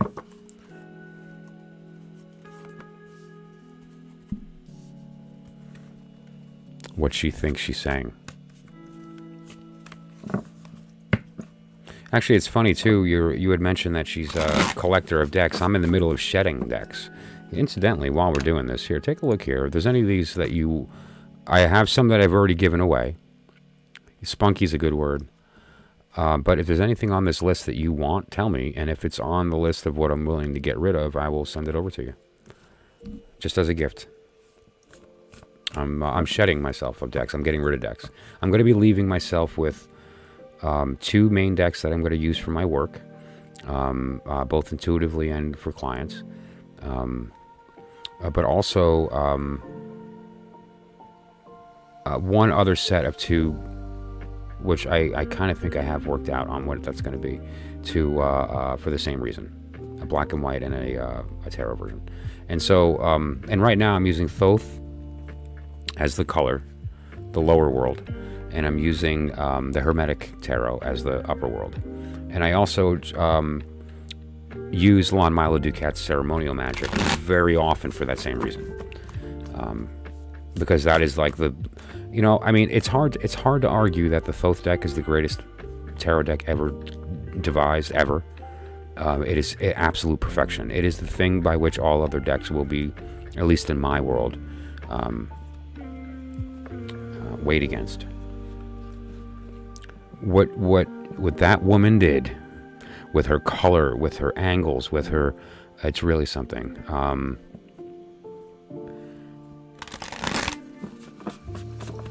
That's not a bad place to start. We all started with the Rider. Come on.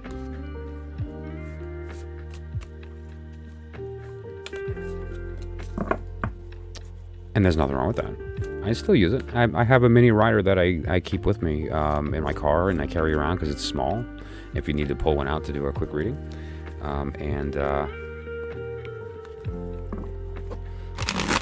It's good. It's a good deck.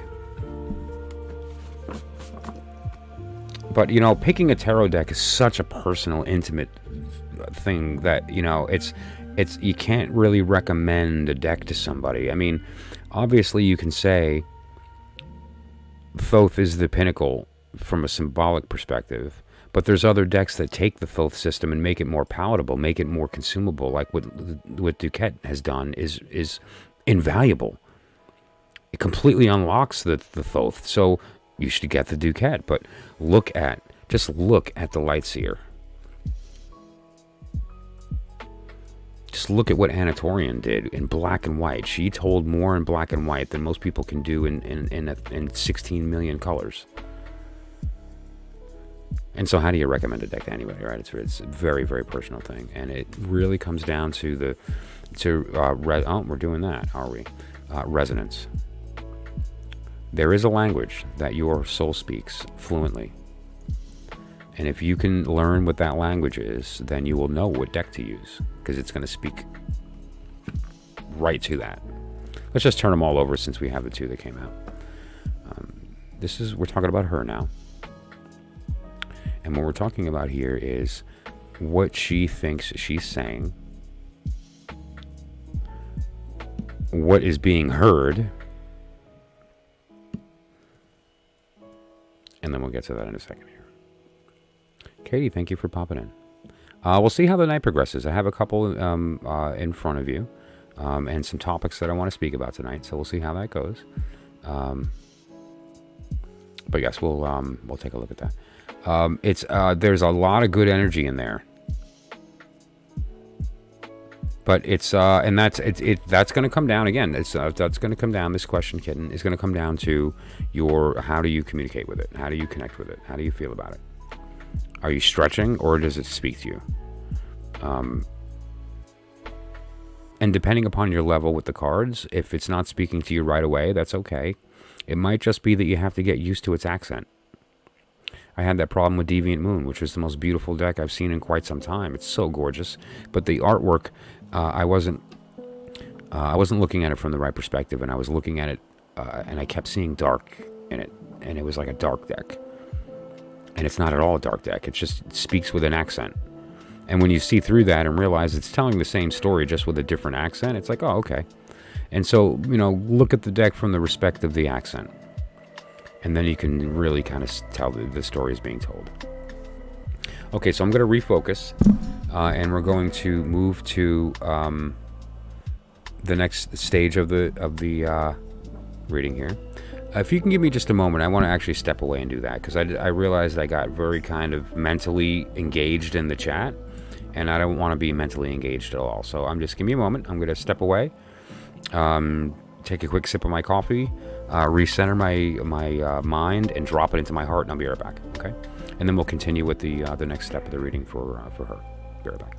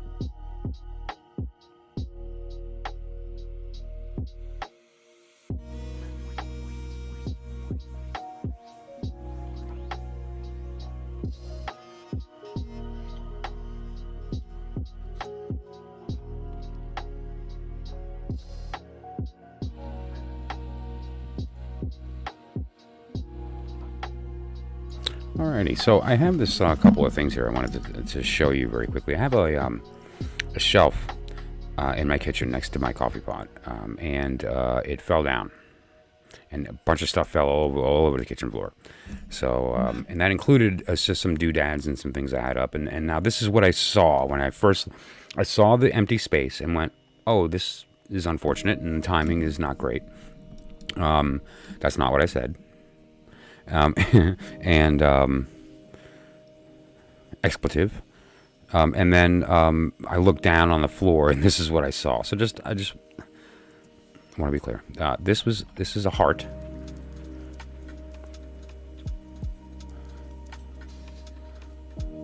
Okay, now I just want to be clear.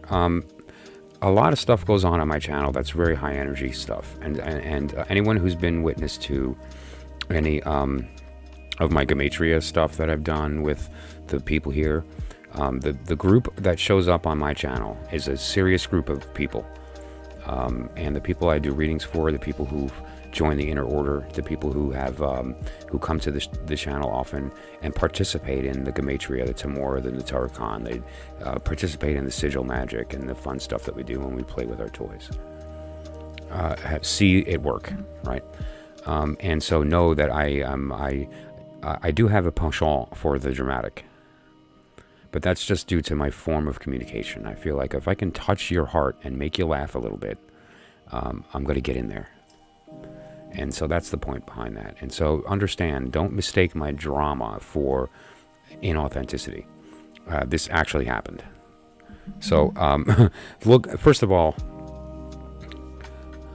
that's just really beautiful. So that'll be present for the evening. Do I take the red pill or the blue pill? Purple, baby. Take the purple pill. Can we get it to work?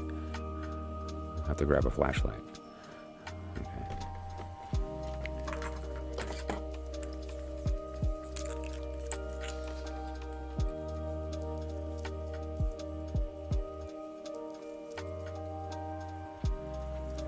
Well, let's put love over heart.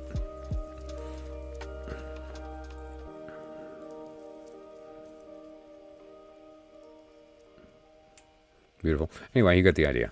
Just gorgeous. And then this, which is an album cover.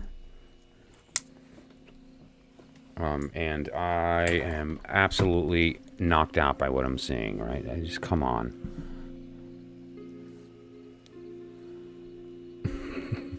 That's so cool that she's your red pill. Thank you for saying that. That's awesome. You're lucky. That's all I want in the world. I have sought that one thing for 47 years and haven't found it. You lucky bastard. So look at this.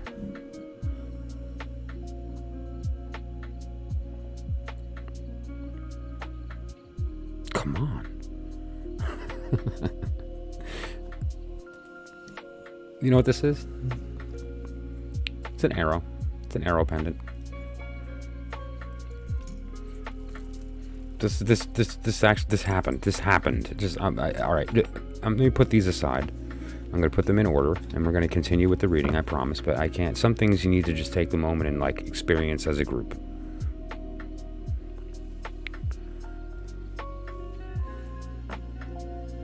Well, let's put it here so you can see the white. Right, here's the arrow of the Cupid.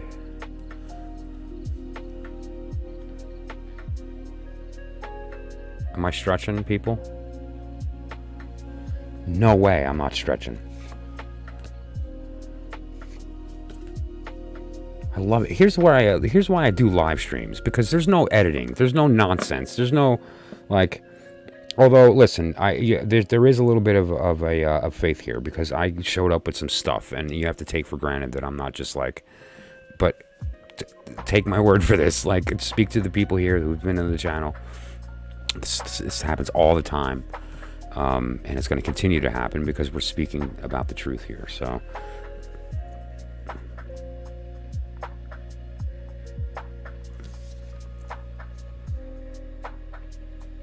like, are you kidding me? Yes, ma'am. It is the card with Lilith and Eve. Lilith and Eve. the single consciousness, the alchemical marriage.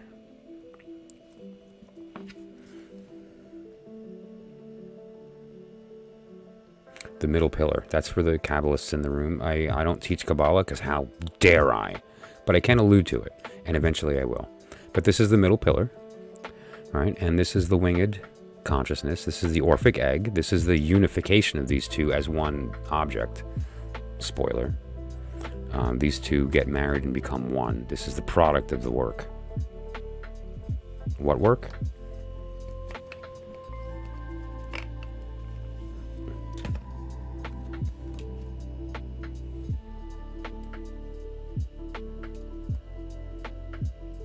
That work. Okay.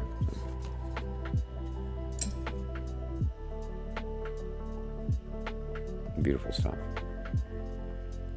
There's an interesting symbol on this card too that everybody misses, and I want to show it to you here, and then we'll continue with the reading.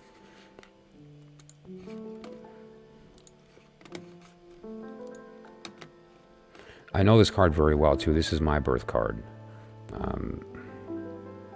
Where is she? He. It.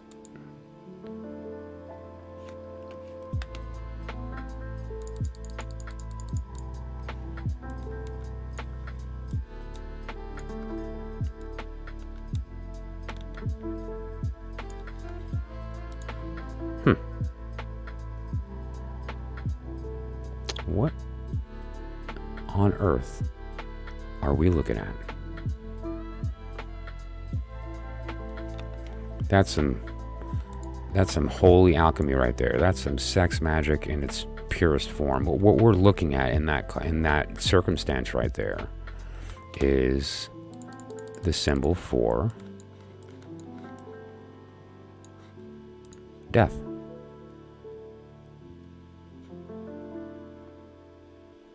And, you know, what is death?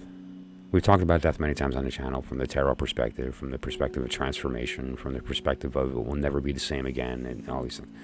Yes, but there's another meaning of death. The French know that very well. The mini death, right? What's the mini death? Who in the room knows what the mini death is?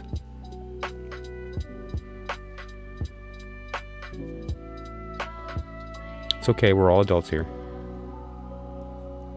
The orgasm. And what is that? Let's not get hung up on the bodily function for a moment. We know what it is bodily. It's you know, it's the point past ejaculatory inevitability. Right? That's what that is. It's the moment from when that inevitability occurs until the completion. That's chemically what we're talking, but that's not what we're talking about. What we're talking about is the product of the work, the formation of the Philosopher's Stone, the unification of both sides into a single being. It's beginning to happen here. We're starting to see it. The body's becoming one form. They're changing color. Death is starting to occur. There's two deaths that are happening. The complete dissolution of the self into the unification of two into one. So you no longer exist and neither does she. When you're in that moment, when you allow it. If you need to be the cup and she be the sword, go for it. If you need to be the cup and she be the wand, so be it. Speak to each other in the language that you hear, and allow that role to happen naturally.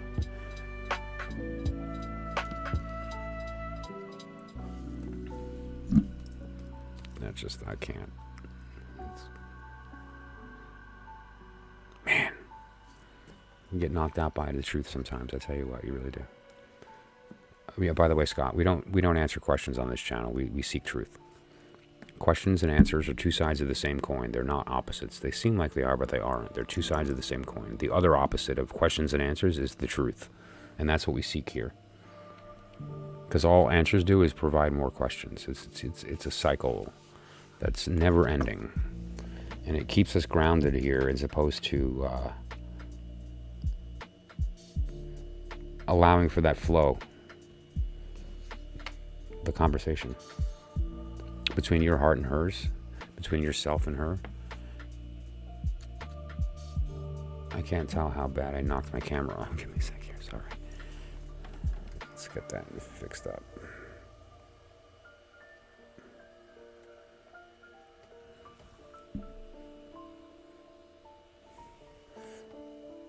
Okay. Sorry, guys.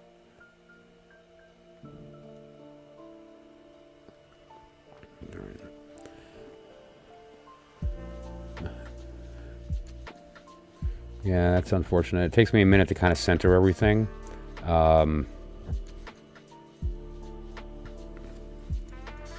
so when it gets off center, it takes me a sec to kind of get things up in my mind, kind of back to where I'm comfortable with what I'm looking at. There we go. Okay. Apologize for that. There we go. So let's take a look then, and again, from her perspective now, we're going to answer the same questions as we did for you, and from that same perspective. And then we're going to look at the higher self, and then do the swap, and we're going to take a look at what that means, okay? So now let's take a look at what she thinks she's saying.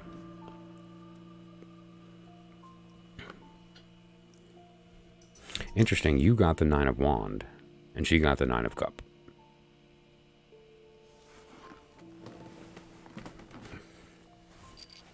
The 9 of Cup is an interesting circumstance here because it's not only the idea of there being a full cup, but it's that is shared. Everybody's happy. All the cups are full. And there's one person in the middle of that kind of was the one that not facilitated the whole thing, but was kind of witness to it all, participated in all of it. The image that we see in the Rider-Waite system isn't bad. It's basically and it's not always clear that this is what you're looking at, but it's an inn owner, somebody who runs a B&B, and behind him is a bunch of cups, and they're all full, right? And then we have this stage of the rainbow of all the cups, right? It's just the idea that there's a joyous kind of celebration happening. The 9 is different than the 10. The 10 is almost an ideal that's not really feasibly actual, whereas the 9 is, right? So the 9 in this particular case is referring to this energy of like, these people are actually happy. This isn't an illusory circumstance, and it's because of this person. And now, I like the energy here. The heart is glowing very bright, and is the, it's kind of like the thing that's if you notice the art, there's some very specific things happening here. She's underwater. Beautiful, but it's all yellow. Yellow is the color of mind. Yellow is the sword color. It's the color of air, mind. And so what this is referring to, which is just beautiful, is the unification of divine heart and profane mind. And this is the actual perfect communication of that. She is allowing them to find the buried treasure. And these cups are now going to just come up filled with this truth that's coming from her heart. Just gorgeous. Beautiful. And so this is what she's trying to say to you and to the world. But within the connection here, what she's trying to say to you is that I have many cups to fill, not just yours.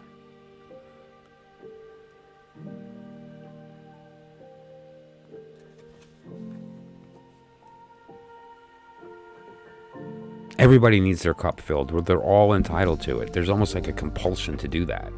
It's more than just in her nature. The qualities that we all have our gifts.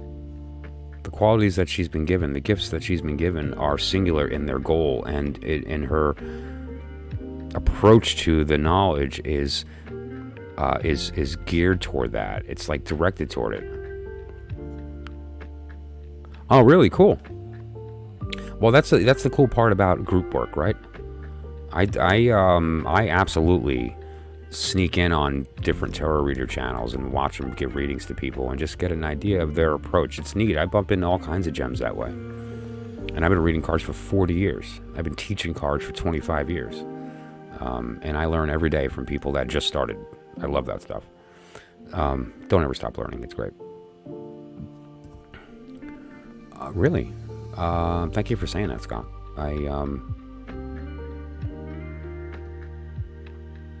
Wow. I don't know what to say about that. I appreciate that.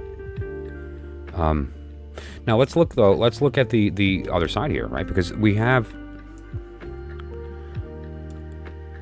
what she's wanting to say, what she wants to be heard, and then we have what's actually being heard. The Eight of Sword. Now the Eight of Sword is interesting. The Eight of Sword is this image of a person that's bound. And I love this because the image is so perfect. This is her actually. This is her in her reflection. And, you know, typically these are swords, but the fact that they're birds is very significant. But the idea here is that these are self-imposed. These are internal, I don't know if demons is the right word, thoughts, ideas, mental activity, mental forms that are binding, but they're not real. It's illusory. That's the real point here is that it's illusory. However, what people are hearing when she says, "Hey, I think I might have this gift to communicate this truth to people, and I want to be able to do that, and you know, there's a lot of people who need it." And what is being heard is, this is a lot of work. I'm making the choice, but it's holding me back, or there's like a feeling of her feeling like she's in this constant balance between herself and having to take on this role, which can become heavy, spiritually, emotionally.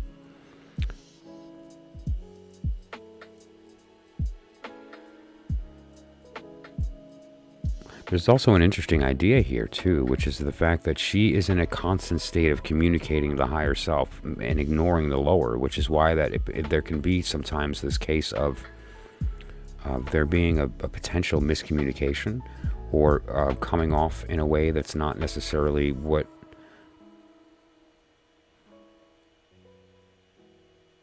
you'd predict or expect. You know, I've had this happen to me many, many times, even just recently. You know, when you're walking the path of truth, you look like a lunatic to some people.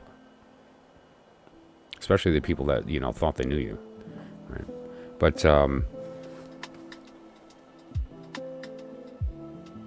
it's more this idea of the voice that she speaks with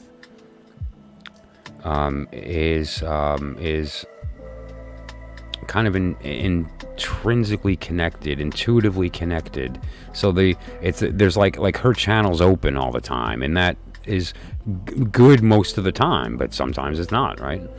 And it can lend to there being it coming off as woe is me.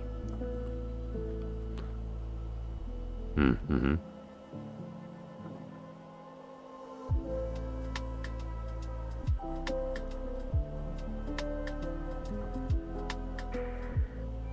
And, you know, there's another kind of a vibe coming here as well, which is that there seems to be multiple voices going on at one time with her, right? So, like, when we do come to the truth, and especially if you're born with the truth and it's just normal, natural for you,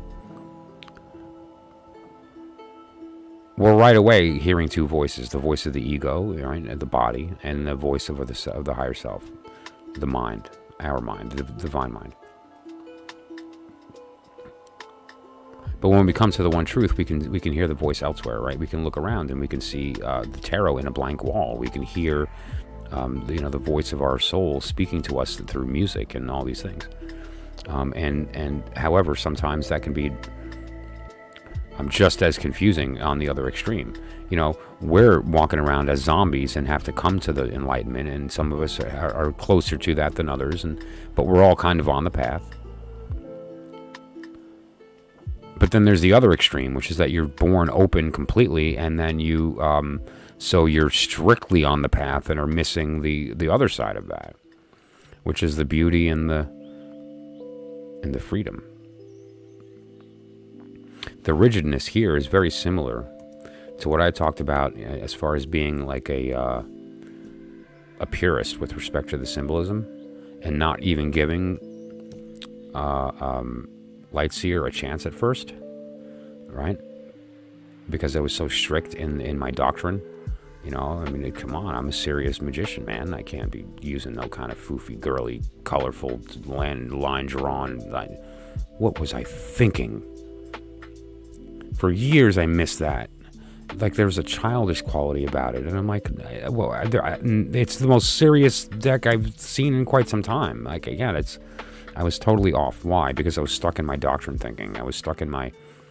Right? And so there's this idea of these different kind of competing things going on mentally with her, as far as her and which voice she chooses to listen to communicate.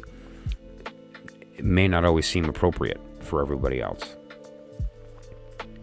But now the idea here is this middle card, right?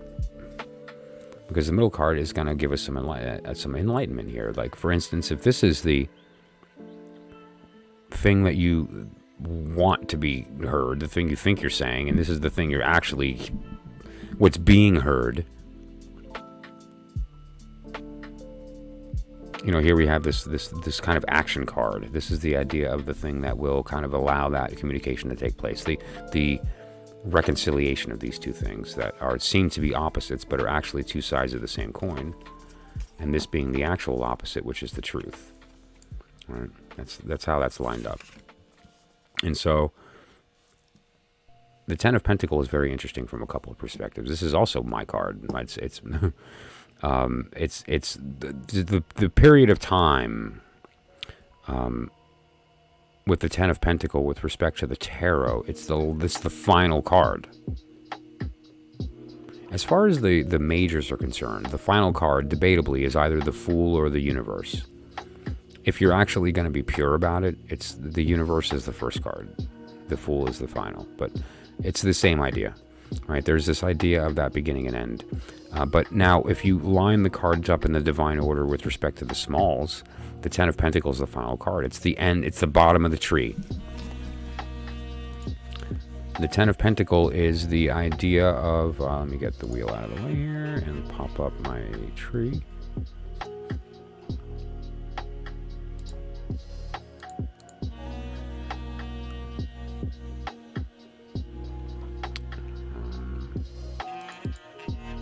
Give me just a moment, sorry.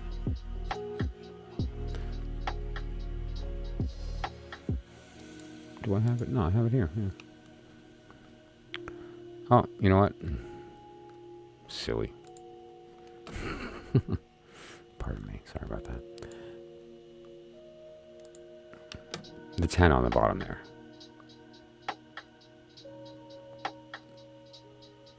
We start at the top and we work our way all the way down this tree. And actually, we work our way down 4 of them. 4 of them. Each Sephiroth, each experience, slipping back up and down, back and forth, up and down, back and forth, up and down. And then finally we land at the Ten of Pentacles, the final step of physical manifestation. The bottom. And what happens at the bottom? There's nowhere to go but up, right? And but what it also refers to is like the absolute completion of physical manifestation. It's sort of like the story's done. And so now, take it in. You don't have to work anymore. It's time to enjoy the bounty of the work being done properly. And so the lesson here, with respect to what she can do in order to be heard properly, is to apply a little bit of physicality to her language as opposed to mental or spiritual, like grounder communication when it comes to the two of you. Your souls are already speaking the truth. Your bodies need to just be what bodies are, which is the vehicle by which you satisfy the desire of your mate, and that they have the vessel, which is to satisfy the desire of you at all costs, to its nth. While your souls recognize what's actually occurring, which is that you're speaking to yourself and that you're knowing yourself during those moments. That you're in a state of giving and receiving at the same time. One being giving and receiving at the same time. And that that is a physical act. Because again, when you are in a state of listening, everything you see is you speaking to yourself in light. You are her. That is your body. And so when you're in the state of knowing each other and becoming one, it sounds counterintuitive with respect to a spiritual experience. That is a physical experience. You have to be 100% in your body, which is the body of God. It's the unification of the divine pentacle and the profane as one form. The Ten of Pentacle, the unification of all of the physical, because we are both at the same time. And very often we live in the middle. We don't really see the higher and we don't see the lower. We kind of live in our brains and we're looking forward and backward and we miss the moment. And one of the best ways to stay in the moment is to get into the body. All right. Let's look at her higher self. And then we'll go from there. Sarifa, if you're still here, we're going to have to do that tomorrow. Just where my head's going, and it's pushing 4 o'clock, and I have no excuse for being conscious right now, but I got no sleep last night, like zero. When the stream ended, I tried to lay down, and then I got some stuff going on, and then I got a little busy with some things, and then I had to help a couple of people today, and so I slept for an hour and a half. And so, like the fact that I'm going, that's probably why I'm so effectively channeling tonight. Because my brain is literally off. But email me. So, like, when's good tomorrow? I am busy between 12 and... I don't know, we tend to be talkative too. 10 to 2. Or 12 to 2 Eastern. So that's 9 your time. Oh. That sounds like fun. But yeah, so we'll catch up.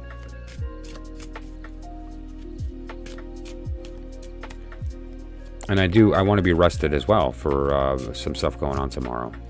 That is important. Thank you for saying that, because I do. I have a problem with that. I have a problem with that. I do. I've had many people, my pastor too. My pastor tells me every day, boundaries, Michael. It's okay to say no sometimes. I'm like, yes, but then they won't love me. A beautiful evening here in Australia. Wow, okay. So, the weather must be something. You're coming into summer right now. And see, we're entering into, great. Tomorrow, I'm pretty open during most of the day, with just the exception of that period of time in the morning there. Your time, morning. But yeah, you're entering summer right now. You have a very interesting perspective that we don't. You get to see Draco, whereas we have Ophiuchus. You have the Southern Serpent. We have the Northern one. And so how lucky that you get to see the Southern Serpent. You get the Southern Cross. I've never laid eyes on the Southern Cross. It must be something. I get Orion, so that's pretty cool. I just look up and there he is, with his beautiful dog, Canis Major, and Scorpio right behind, and all that. It's pretty to see. But I've never seen the Southern Cross, and I've never seen Draco. Spring, yeah. What a time. And moving into that period, into summer. It's just all the activity and the energy and the motion. You're moving into that fiery kind of stage. Cool stuff.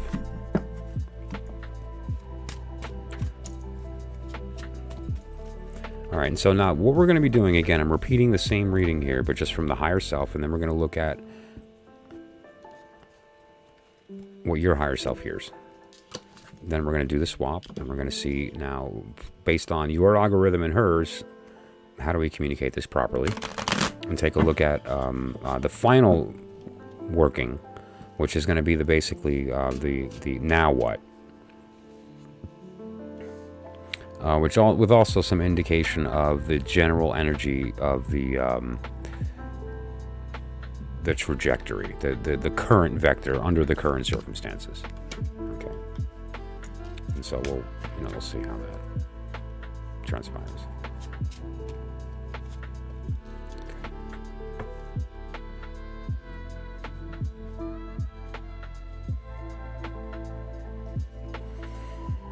I can only imagine. I've seen pictures of it. I'm an astronomy nerd.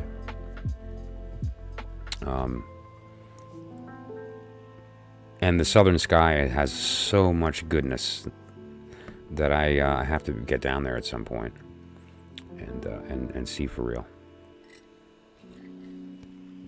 You know what Australia also has that we don't hear, in at least where I live, with a couple of exceptions, at least in the area I live, in the mountains, is that there's plenty of areas with no sunlight, no city light, no dome to damage the sky.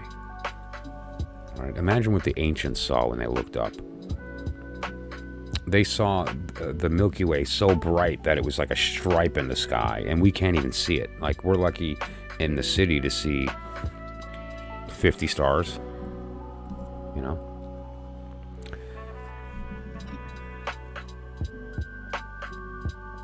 What her soul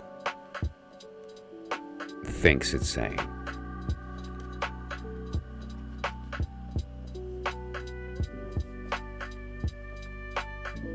The Five of Wands. Now, here's the interesting part about the Five of Wands. I love this, by the way. Thank you, Anatorian, for sharing this beautiful intuition with the world. How did you do this? What a deck. Are you kidding?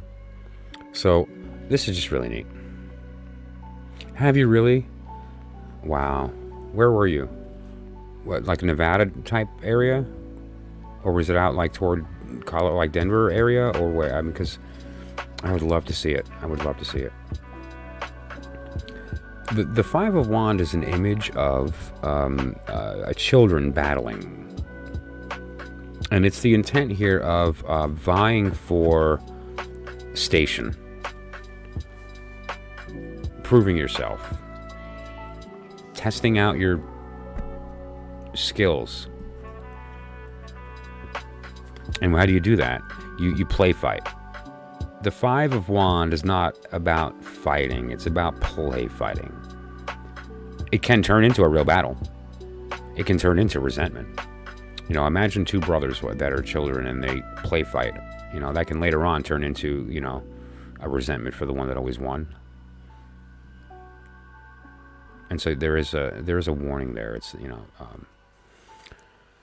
the idea though is that there's a reason that you participate in that. And so what her higher self is saying here is that there's times where conflict is necessary for growth to occur, and that she's trying to communicate to her lower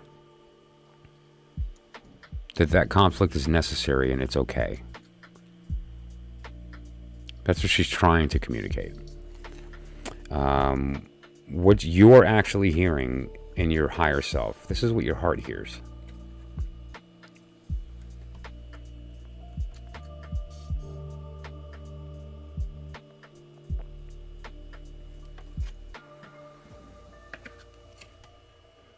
What she's saying, what you're hearing. Sometimes conflict is important, and the things that we don't think we want are important for us to get what we want. You can't have rainbows without rain. What you're hearing is I don't actually identify with either.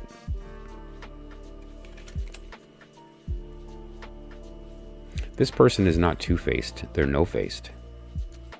Right? There's such a level of authenticity that they have no identity. And that can be jarring. Right? Same thing here. These are the same card. I mean, look at her higher and lower.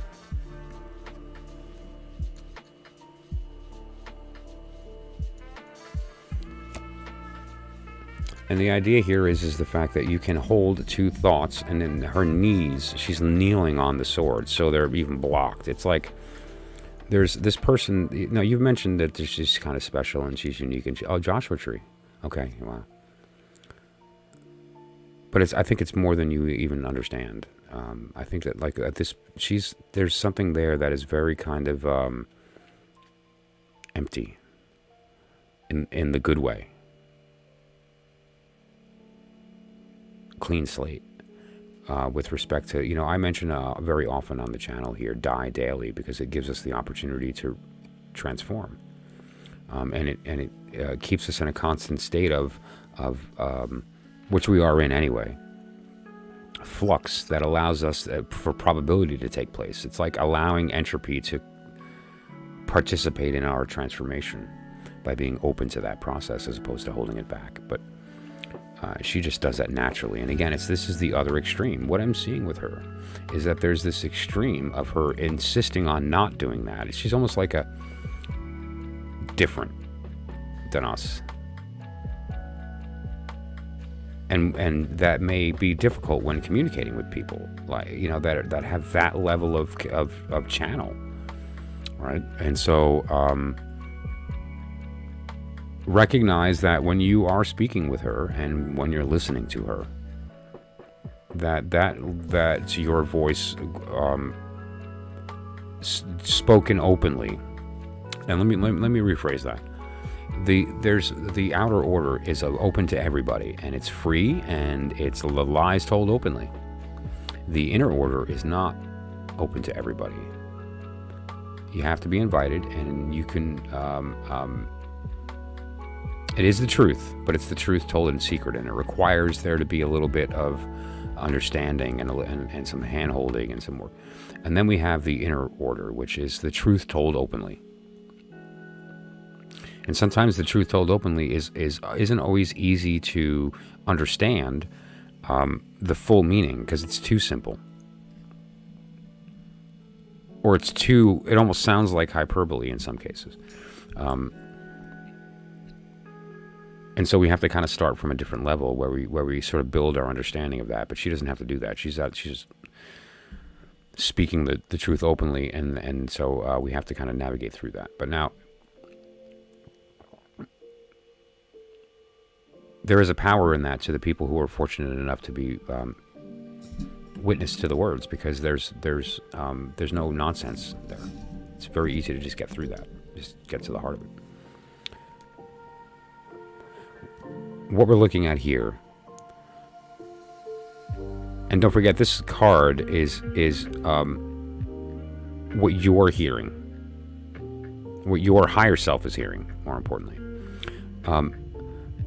what this middle card is again, it's kind of like the action card, but it's more appropriately like what would she need to do in order to facilitate being heard properly, and these two things being unified to the point that the message is not confused, and that this becomes one being. There could be this idea of understanding that the rigidity, which is important for the work, is only important for the work. During the times where we're not working and we're living, and you can have both. You can actually pop on them, these masks whenever you want. There's no shame in that. It's okay to give yourself permission. But so let's take a look at a lot of very interesting stuff coming out here, like a bunch of 8s. The both of you got 9s. The 8 came up here. Just some fun math is happening. But consider the dynamic here.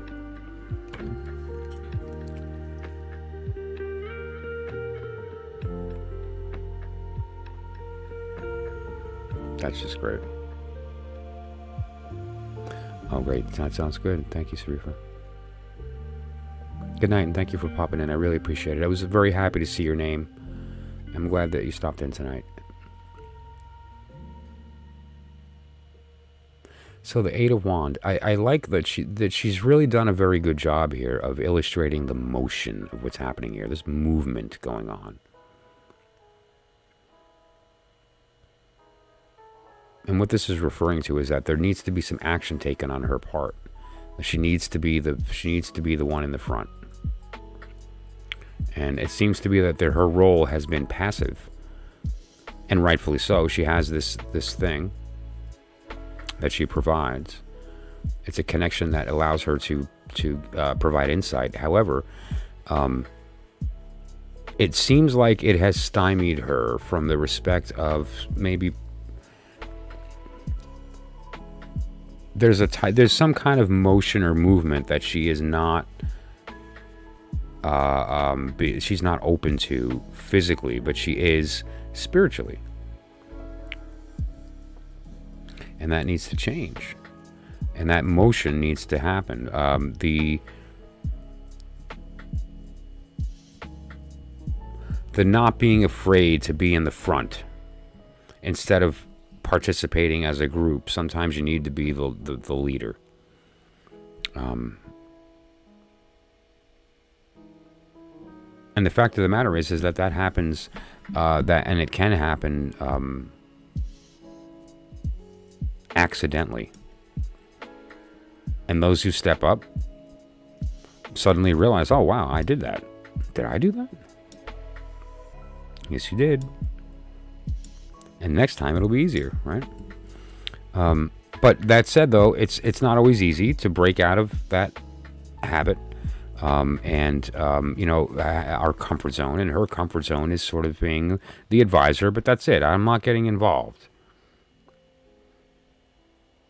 Here's my advice. Go, you know, cook your own dinner. Here's the ingredients. Like, you know. But sometimes you got to get into the kitchen with them and get in there and knead the dough with them. And so there may be, with respect to your work and the relationship between the two of you, and how your souls are communicating and how your bodies are behaving based on that communication, will improve if that takes place between the two of you. It needs to be more she needs to be more proactive in it. It seems like that there's a reversal here that is not taking place that needs to. The idea that she needs to be the masculine energy here.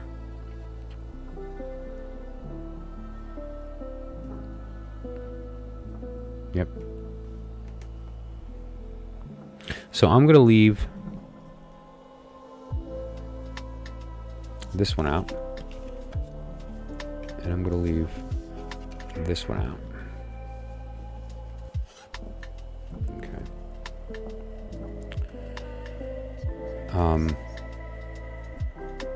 Because the idea here is that this is actually, I think, more appropriate. Right now, the birds are all centered on her, which is not actually her. It's this her she thinks. But basically, it's centered on her. And now here, the birds are all out and are she's the leader, and they're following her now. Do you see the difference? This person is stationary and sitting, giving power to the situation, just reinforcing it. This is out in the world, and like, you know, very different circumstance. Now let's put these back out in the correct order.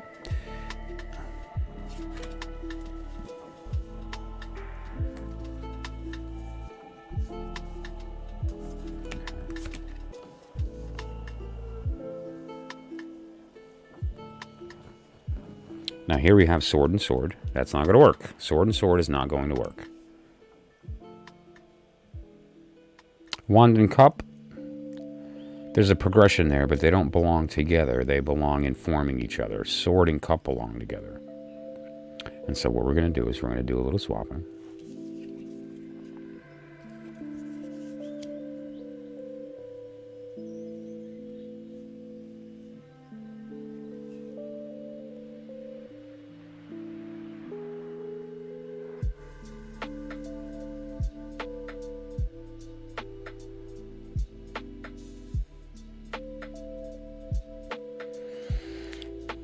This one really came out nice. This is a beautiful reading. Just the math of it is quite lovely.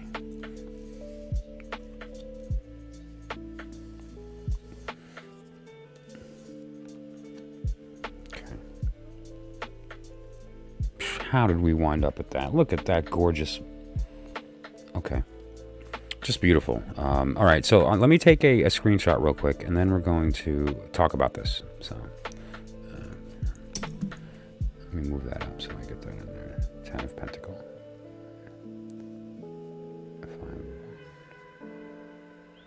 Two of Sword. Okay. And this, you'll see that strength in the deck. Well, let me pop up to the desk. Can you see that? If not, I'll send you both.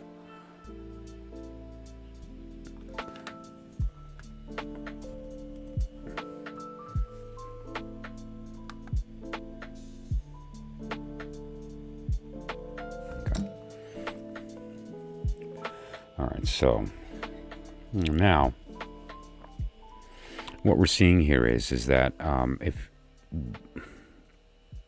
as far as the action, let's focus on the action here. As far as the action is concerned, what needs to take place here ultimately for her to be heard properly and appropriately is that she needs to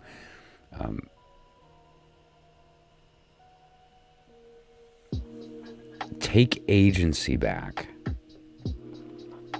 and begin to lead her intellect through her will as opposed to her mind. She's very focused mentally, and rightfully so, and needs to add a little fire to that, which will translate into motion, which will translate into emotion, which is what this is the thing she wants to take place, right?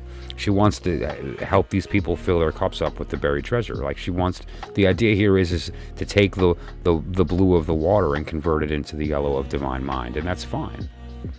And she has a talent for doing that, but the way that she needs to do that is she needs to learn to speak the language of the heart to you, so that can take place.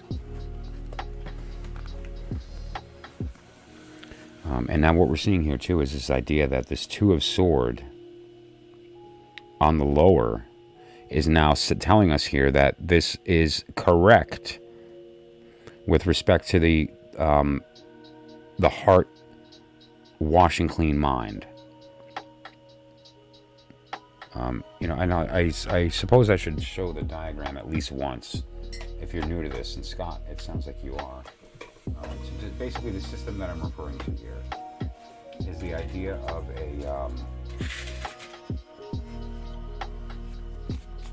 a very, very holy kind of secret that I decided to reveal, that I came to about 20 years ago. But it's the idea of the fact that during the descent, things get swapped in the higher world. And this is just a basic diagram on cardboard with pen that I drew. I'm in the middle of developing a deck based on this. But the long story short is that during the descent, the divine order of wand, cup, sword, pentacle gets swapped in the higher worlds. The divine wand does not get swapped because it's pinned to the pillar. Same thing with the pentacles, but the upper two get swapped, and so that allows us to receive divine mind in our heart and get our profane mind washed clean by it, right? And so you'll see that took place here, the heart and sword, right? And that's a correct order, okay? And what we have here is sword and wand taking place. The higher sword, which is divine mind, and the profane wand, which is the masculine energy. So she needs to wind up taking on the role of the masculine energy in this communication. And you need to be open to being the reception as opposed to the bestowal. Okay. Now this is only during the descent. During the ascent, there's a whole different algorithm.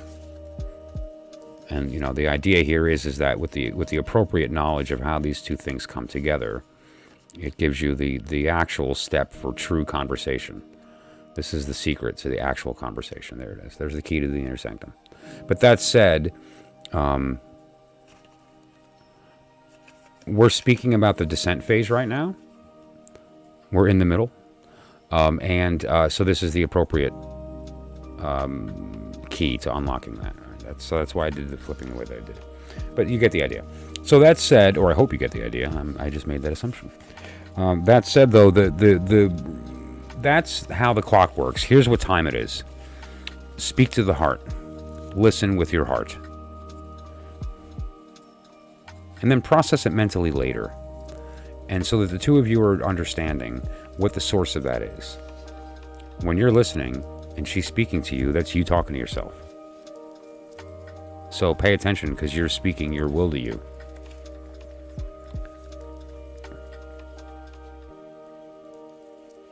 And vice versa. Okay. And I'd love to have the conversation with her as well. And the three of us can maybe even have a phone call or do a separate reading, her and I separately, and then we can convene the three of us. Whatever. There's ways we can work through that. And I would love the opportunity to have a connection with you guys. Just put this back here.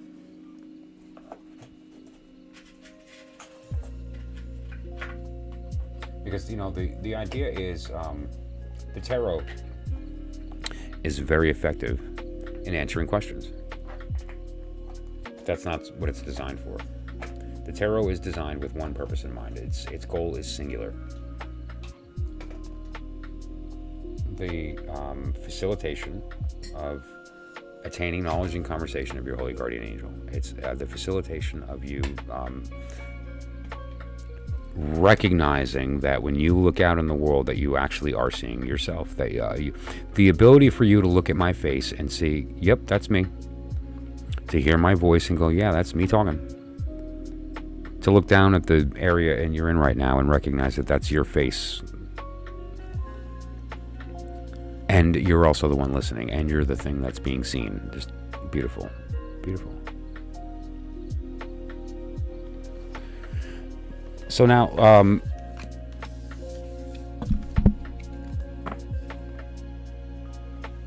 let's take the final work here. And what the final work is the combination of these two energies.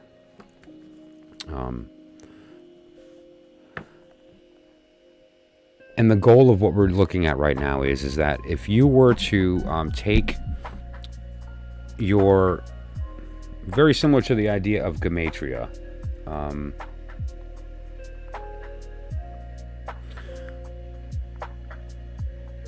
or other methods where you find the connections between these things. What winds up happening here is that you can easily find, say for instance, you're red and she's blue. You will now know what will happen if you combine these two things together. Or if you're an F, a C and G, you'll understand that there's going to be a beautiful sound as opposed to an ugly sound. But the idea here is that now we have a little bit of understanding. And so what needs to take place just from the first step of this communication moving forward is that when you're in the state of the higher self here, not in the body where you two are going through the actual work, where the great work is occurring, but prior to that, when you're communicating the will of what the work will be directed toward, during that phase you need to speak, be very, very cautious about this, with your mind to her heart. And when you are listening with your heart only. Keep your mind out of it. Because the goal is that when the two of you are communicating properly, that one can happen. That there isn't a combination of energies that keep it as a separate thing, and instead it just becomes that one thing. Because that's what's taking place here to begin with. So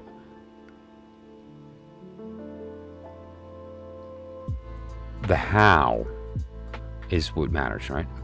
And what matters is that the two of you need to be engaged in that process together.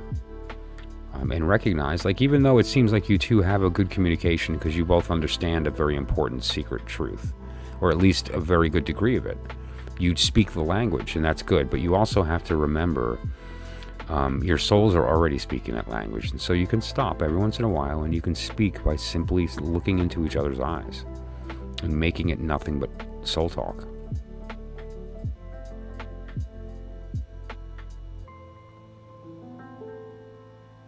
Your soul doesn't speak with words anyway, so don't use them. When I say speak to somebody's heart, you can't do that with words. You do it with actions. You do it with a tone of voice.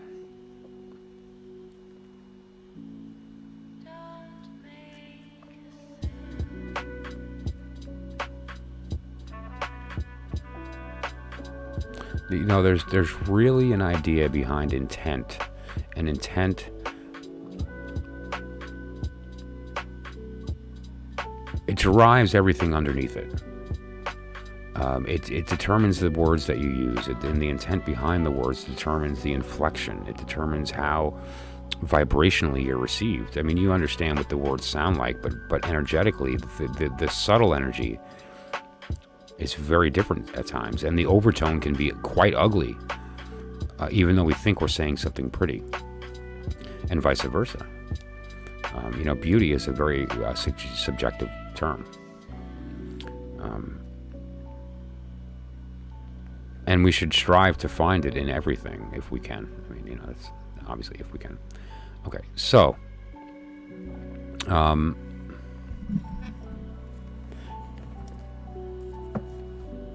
you know what I'm going to do? I'm doing it. Let me just make sure this has lyrics in it or something. Okay. I don't want to see any words. Okay, good. There's lyrics. Let me count. Hang on. 1, 2, 3, 4, 5, 6, 9, 10, 11, 12, 13. 13.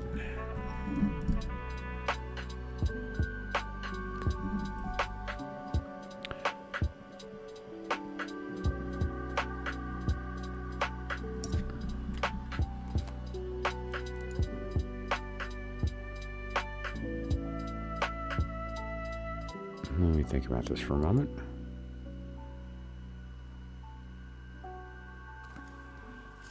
Okay.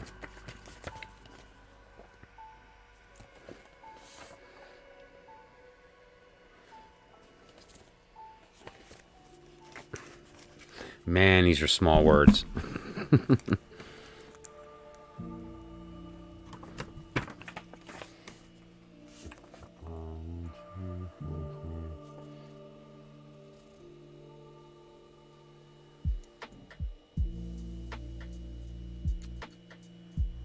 Okay. 3, 4, 5, 6, 7, 8, 9, 10, 11, 12.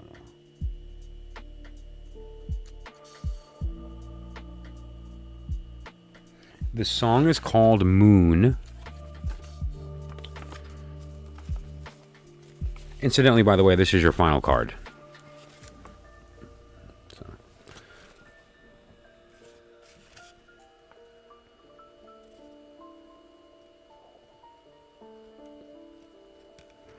I'm going to read the 26th line, which is twice 13.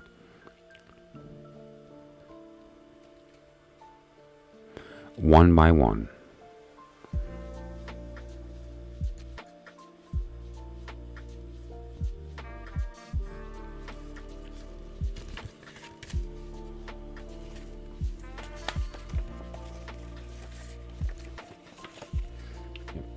One by one.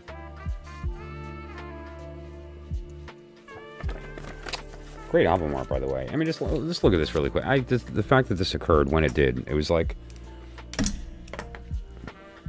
Because here's the point, Scott. If you hadn't requested a reading, I wouldn't have taken that break at that moment. I did it on purpose to have time for us to do this, right? And I wouldn't have seen this prior to the reading taking place. And so this was meant for you and her.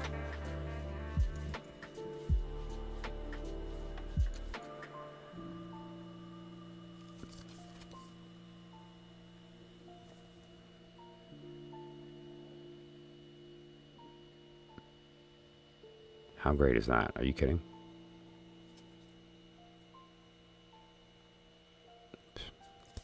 Wow.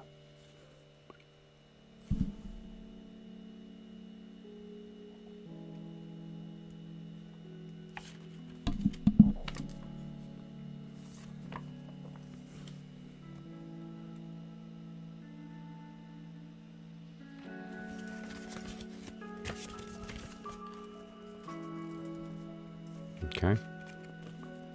So this is your final card. And the words that I chose were the 13th song and the 26th line of that song. And the words were... One...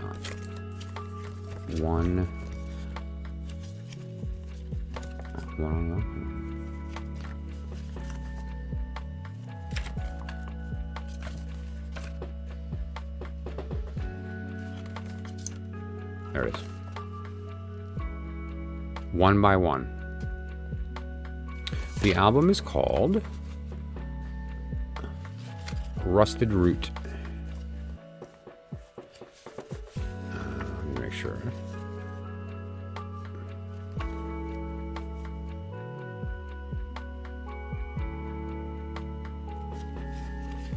One by One. Yeah, thank you.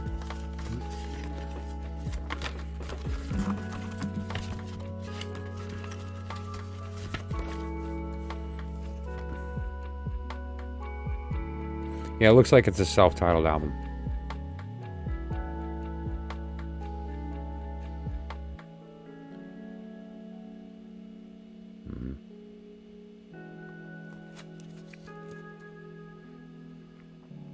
But yeah.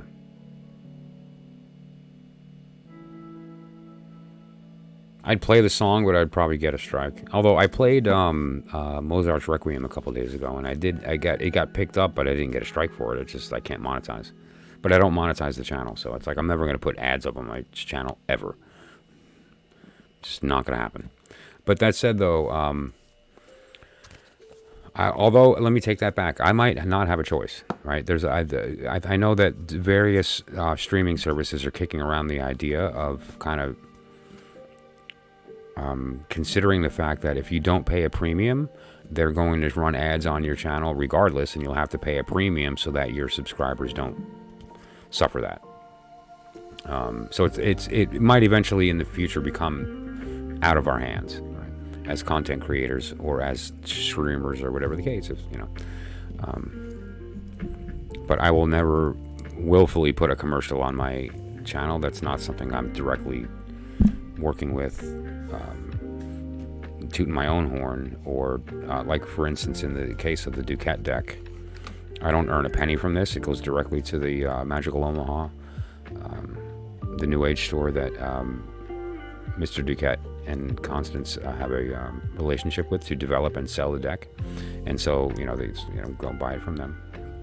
But yeah, so I might actually see if I can reach out and say, hey, listen, this came up. Here's what happened. Clearly, anybody who chose this artwork and has these song titles, like Rising Sun, Magenta Radio, Flower, My Love, Kill Your Dead, Airplane, Agbadza. So you get the idea. It's probably going to be like, oh, sure, you can play our music on your channel. Right? Oh, you found it. Good. You gotta let me know. It's the 26th line. One by one. Okay. All right, well, I hope that provided some insight. And if you are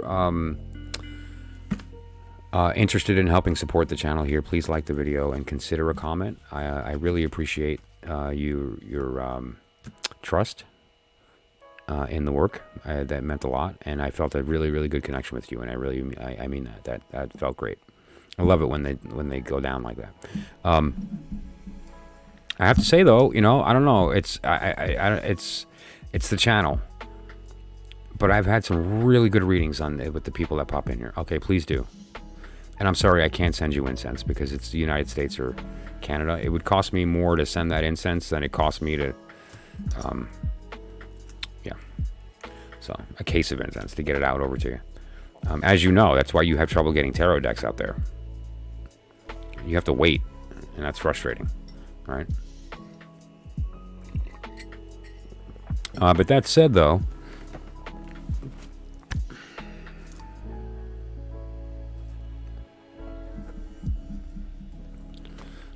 thank you. And tell her thank you. And I didn't mean to intrude too much on her karma, on her spirit, but I had to peek for a minute.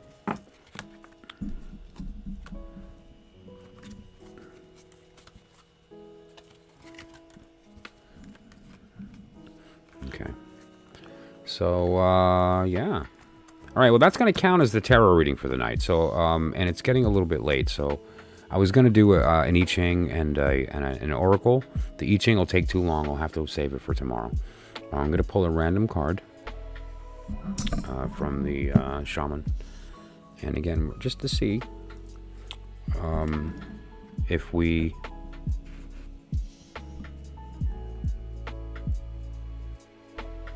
Do we see the story? See, I'm tired. If we see the story, if the truth is there. Tired is actually a really good place to be for this type of work, believe it or not. It's easy to get out of your own way. But sometimes you get like really like kind of stuck for a minute, like trying to talk. So this is the card that we started with, and it's a beautiful image, gorgeous color. The message is just really something, right?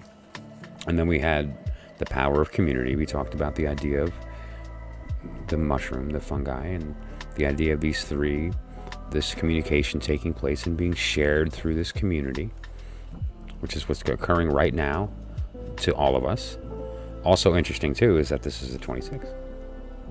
That's the name of God. Yod He Vav He is 26. And then finally,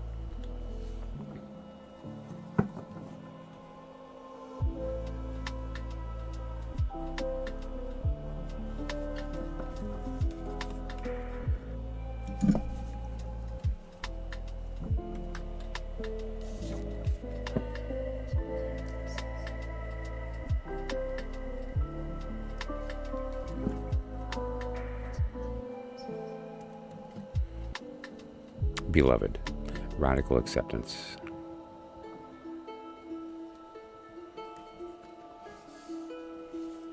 Take them for what they are. That's the outer message. The inner message is, you know who they are.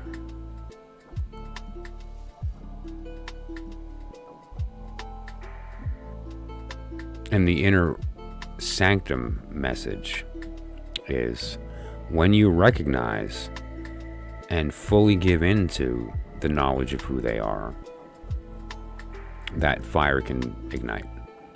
And it can't otherwise. You are beloved. This word implies two, right? Let's just be clear here. This word implies two.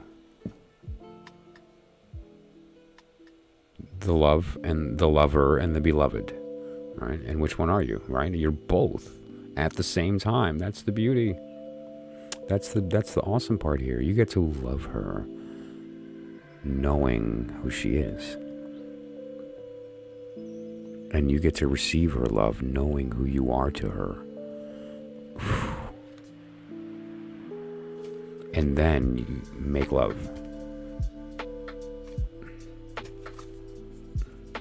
Kidding? You've never experienced your own self until you've experienced that with another. I did, yes, I did, Brianna. And same thing. I am absolutely brain cooked. I would be robbing you if I did a reading for you right now. So tomorrow I have one booked reading tomorrow. And that is between 12 and 2 o'clock Eastern. And so I will be I'm going to be reaching out to Sarifa and you as well, as far as when we can do that and how. Do you want to do a Zoom thing? Do you want to do a phone call? Like, how do you want to go about that? Some people don't want to be seen. And that's okay if you don't. And if you do, then we can do like a Zoom thing, or like a Google Meet type thing. Oh no, yep, okay.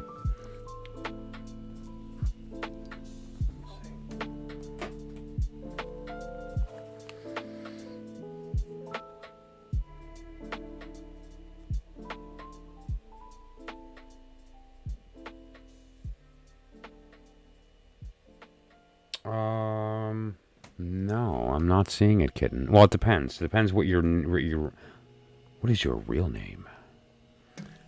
So yeah, but it depends. I had a couple things coming in here, but I don't know which one's you. And also, did you send it via text message like SMS, or did you send it via WhatsApp?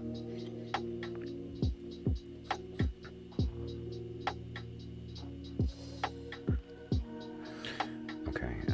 So yeah, I didn't receive it, but have you texted me before? Oh wait, no, I did. Yeah, no, you texted me earlier. Yes, I did get it. I'm sorry. Yeah, that's just a function. You just experienced a function of me. I'm not channeling anymore. This is Michael. Like I was Michael before, but I'm not channeling, and I'm braining right now, and it's not working. Braining is not working for me right now. So let me. I forgot that I did get the text. Let me find you, and then I will reply real quick to make sure that. Hang on. Okay, sorry about that. My phone's a bit slow. Okay. There you are. Yep. Alright, well, I'm going to send you a picture. Okay, so then that's me. Okay. And perfect. Okay, so anybody who requested a reading tonight, I'm going to be reaching out tomorrow, and we'll facilitate a time. Otherwise, I'm available. You can either text or email, direct message, WhatsApp, and any of those other, whatever's comfortable for your method of communication. And we'll get together and talk about what and when and how and so forth. Otherwise, I appreciate the evening. That was really great. It's nice to kind of just get knee deep into stuff, and more importantly too, I think it's important whenever possible to show the process of using 2 decks and what that means, and what do we talk about? Divine vortexes and algorithms. We're doing tarot cards. Well, yes, and these are just words. Divine vortex. Well, the elemental direction is opposite of the natural order of the numbers. It's the same thing in the I Ching with respect to the binary count compared to the count of the King Wen order. Algorithm, yeah, that's right. Every 2 has a third. And don't forget the idea that vortex took place and you have to account for it in your cards. It's very simple. And when you do that, because order matters, you unlock the divine message. You unlock the truth, which is that this story is already written. We're not looking at the future. We're remembering the past. Artie, would you stop coming into my stream right when I'm about to leave? It was a long stream and I'm about to go, and that's unfortunate. Thank you for saying hey, because I at least knew you were here. And I'm kind of kicking around different ideas of times to stream. Maybe doing 2 hours at night, 2 hours during the day, or I don't know, we'll figure it out. I'm kind of keeping open and letting this thing grow organically, so. That said, though, I would like to leave on something. Where's my book?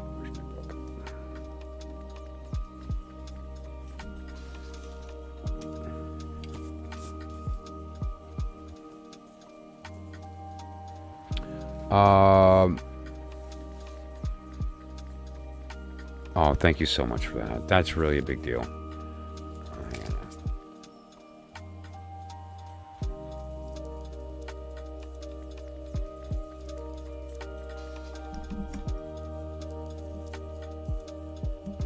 You know what?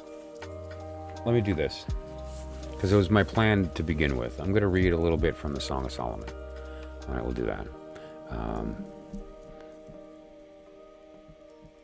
Okay, so yeah, very quickly then. Yeah, Brianna, Sarifa, and anybody else who requested a reading this evening that I wasn't able to get to, I'm going to be reaching out to you tomorrow, and we'll facilitate a time. Now, I just have one booked reading tomorrow, and so Brianna and Sarifa, I'll probably be reaching out right after that, and if you're available, we may just get something done as early as tomorrow afternoon, like 2 to 3 o'clock Eastern-ish, maybe, but I mean, that's completely penciled in. That's just, a brain on 2 hours of sleep in the past, 30 hours, so don't, but, yeah, we'll go from there and we'll see. And, we'll pick a good system here for what you're looking for, Brianna. Because I know you got a lot of stuff going on that's heavy. That's so we want to make sure that we approach that properly and that we find the right message here. There's things that need to be done, and there's things that you need to hear, and it needs to be coming from the right source, right? And so that's what we need to try to do as far as you're concerned, and we'll go from there. But so I'm going to read from a little bit to end the evening. From Song of Solomon, and I was not aware that Solomon. Well, let's just put it this way: I wasn't sure who he was singing to, so to speak. Like, who is the object of this piece of poetry? And that's the question for the evening. 17 lines. It's pretty short. This is from the Bible, right? So, and consider that when you hear some things that are going to ring. And don't forget, I started today by speaking about the fact that the alchemical marriage on this card right here, very specifically, let's look at some things. Okay. The idea here is that this is a black man and a white woman. The witness is a black baby and a white baby here, okay? And now you have a red lion and a white eagle. Just consider that as we go through this. Black man, white woman, red lion, white eagle. Just keep that in your head before I start reading, okay? Because again, things get swapped in the higher world. And so a black man and a white woman may be something else in a moment. And so we're going to start to read. And this is chapter 1 of the Song of Solomon. The Song of Songs, which is Solomon's. Let him kiss me with the kisses of his mouth, for thy love is better than wine. Because of the savor of thy good ointments, thy name is as ointment poured forth. Therefore do the virgins love thee. Draw me, we will run after thee. The king hath brought me into his chamber. We will be glad and rejoice in thee. We will remember thy love more than wine. The upright love thee. I am black, but comely, and ye daughters of Jerusalem, as the tents of Kedar, as the curtains of Solomon.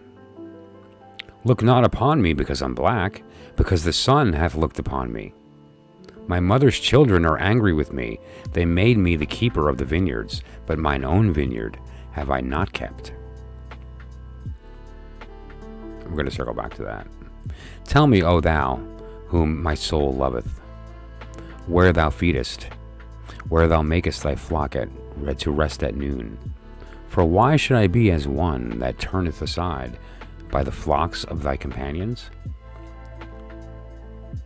Isn't that beautiful? Especially considering the last card that we saw that we were talking about with respect to the flock. Anyways. If thou knowest not, O thou fairest among women, go thy way forth by the footsteps of the flock, and feed thy kids beside the shepherd's tent. I have compared thee, O my love, to the company of horses in Pharaoh's chariots. Thy cheeks are comely with rows of jewels, thy neck with chains of gold. We will make thee borders of gold with studs of silver.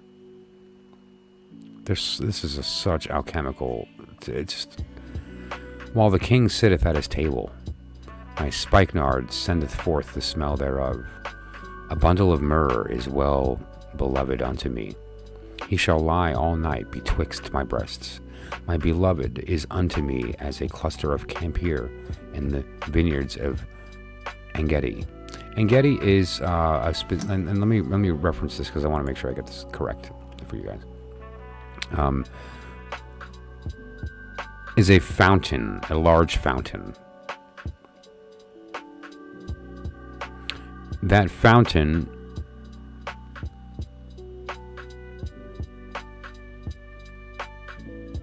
in it grows a tree, grayish bark, long oval leaves that when broken give off a milky fluid. The fruit resembles an apple, but it is yellow. And when you touch it, it explodes in a puff of air. That's just beautiful. That's just sword energy all over the place, right? Just divine mind all over the place.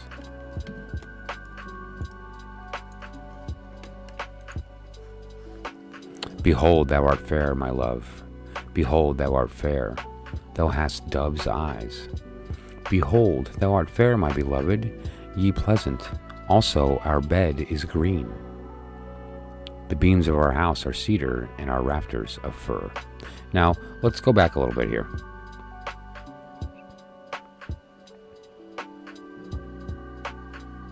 We have, in the original alchemical marriage here, or one version of it,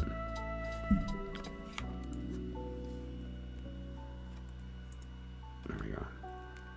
Black man, white woman, black baby, white baby. But in the Song of Solomon, which is referring to the higher version of this, the upper world version, we have those gender swapped. The female becomes black and the male becomes the white. The same thing here was we have the swap of the red lion and the white eagle becoming the white lion and the red eagle when the work is complete.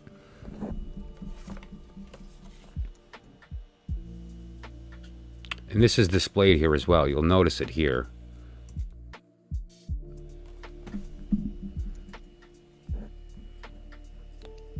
Black man, white woman. All right, you see how they swapped, and here you have the red and the white. It gets swapped while that work is taking place. Just a beautiful image, right? It really is. It really is something. So,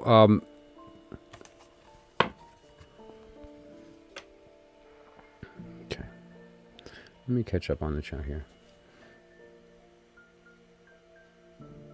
Oh, really? Oh, wow. You know, that's hard to say no to. I mean, that's hard to say no to, but I feel like I would, you know, all right, let me put it this way. I could do it for you, but it would be rushed.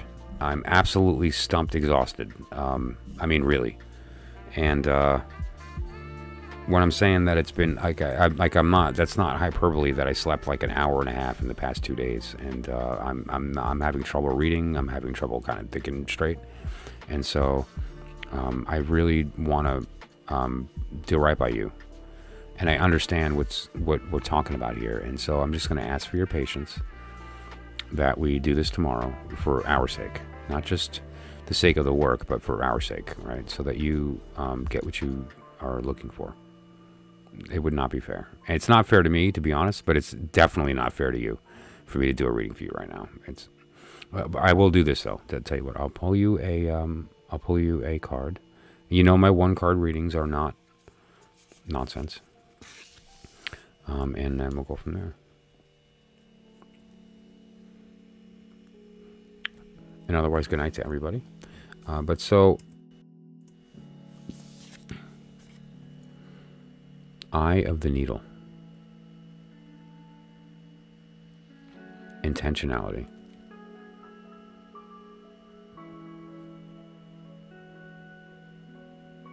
There's a lesson in the Bible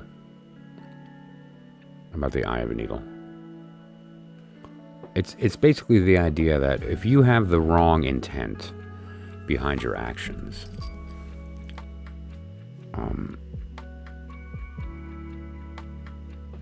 It'll stop you from moving forward. It'll stop you from entering the sanctum.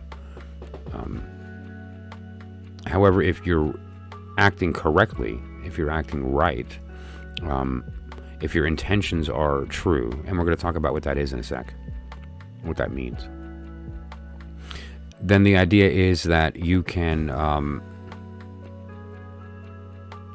push a camel through the eye of a needle. Like, it's the idea that right thinking is more powerful than the laws of physics. That's a basic way of putting it. But the real gist here is intentionality, intent. And what is intent? Intent is the vector of the will, the arrow that the will is pointing at, the target of your desire. Do you seek answers, or do you seek truth? Do you seek love, or do you seek truth?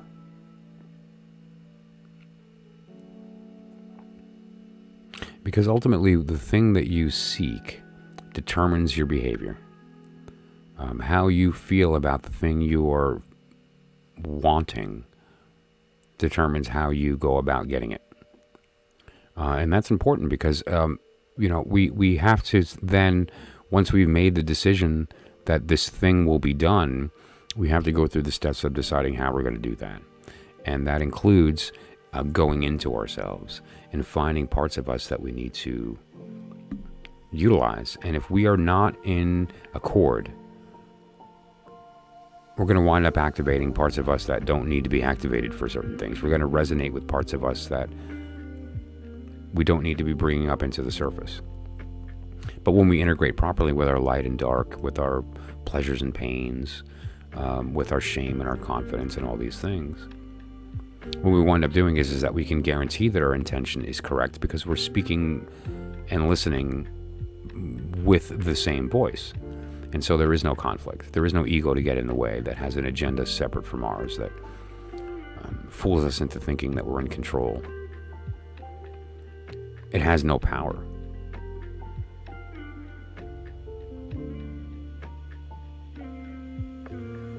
It comes down ultimately to this. The only difference between a sage and an average person is the sage knows who's talking. That's really it.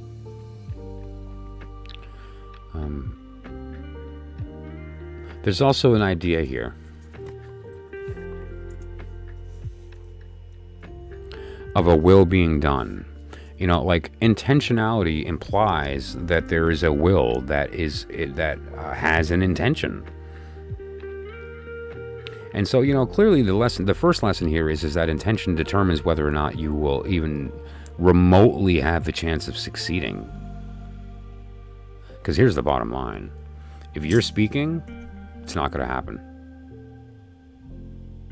Your higher self needs to be the one speaking. That's the creator. We are reception only. We cannot create. We cannot bestow. We can only receive.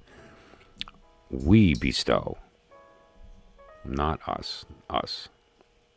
And so it just comes down to understanding that and recognizing which role, which side of that we're on, and how best to go about being in a state of proper listening. Okay? And when we are in a state of proper listening, we can create. We can create. We can enroll the universe in our will and it be done. And we can talk about that tomorrow. Specifically, what are those techniques? What is the way that you can facilitate that, do that?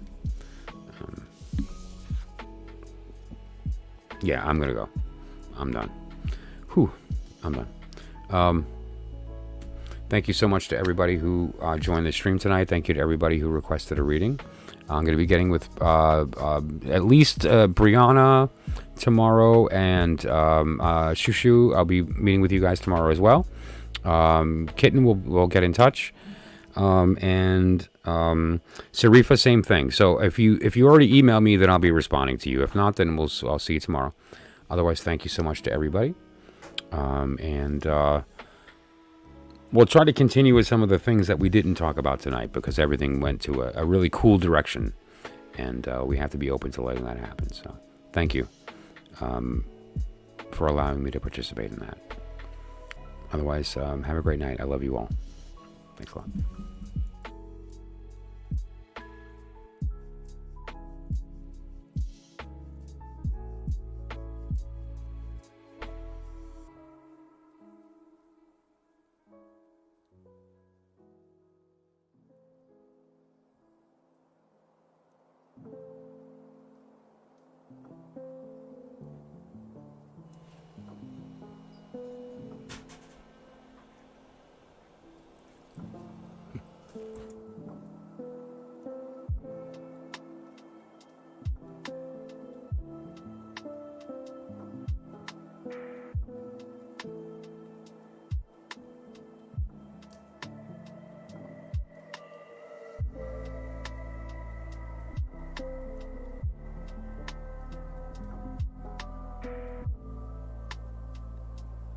None of this ever happened.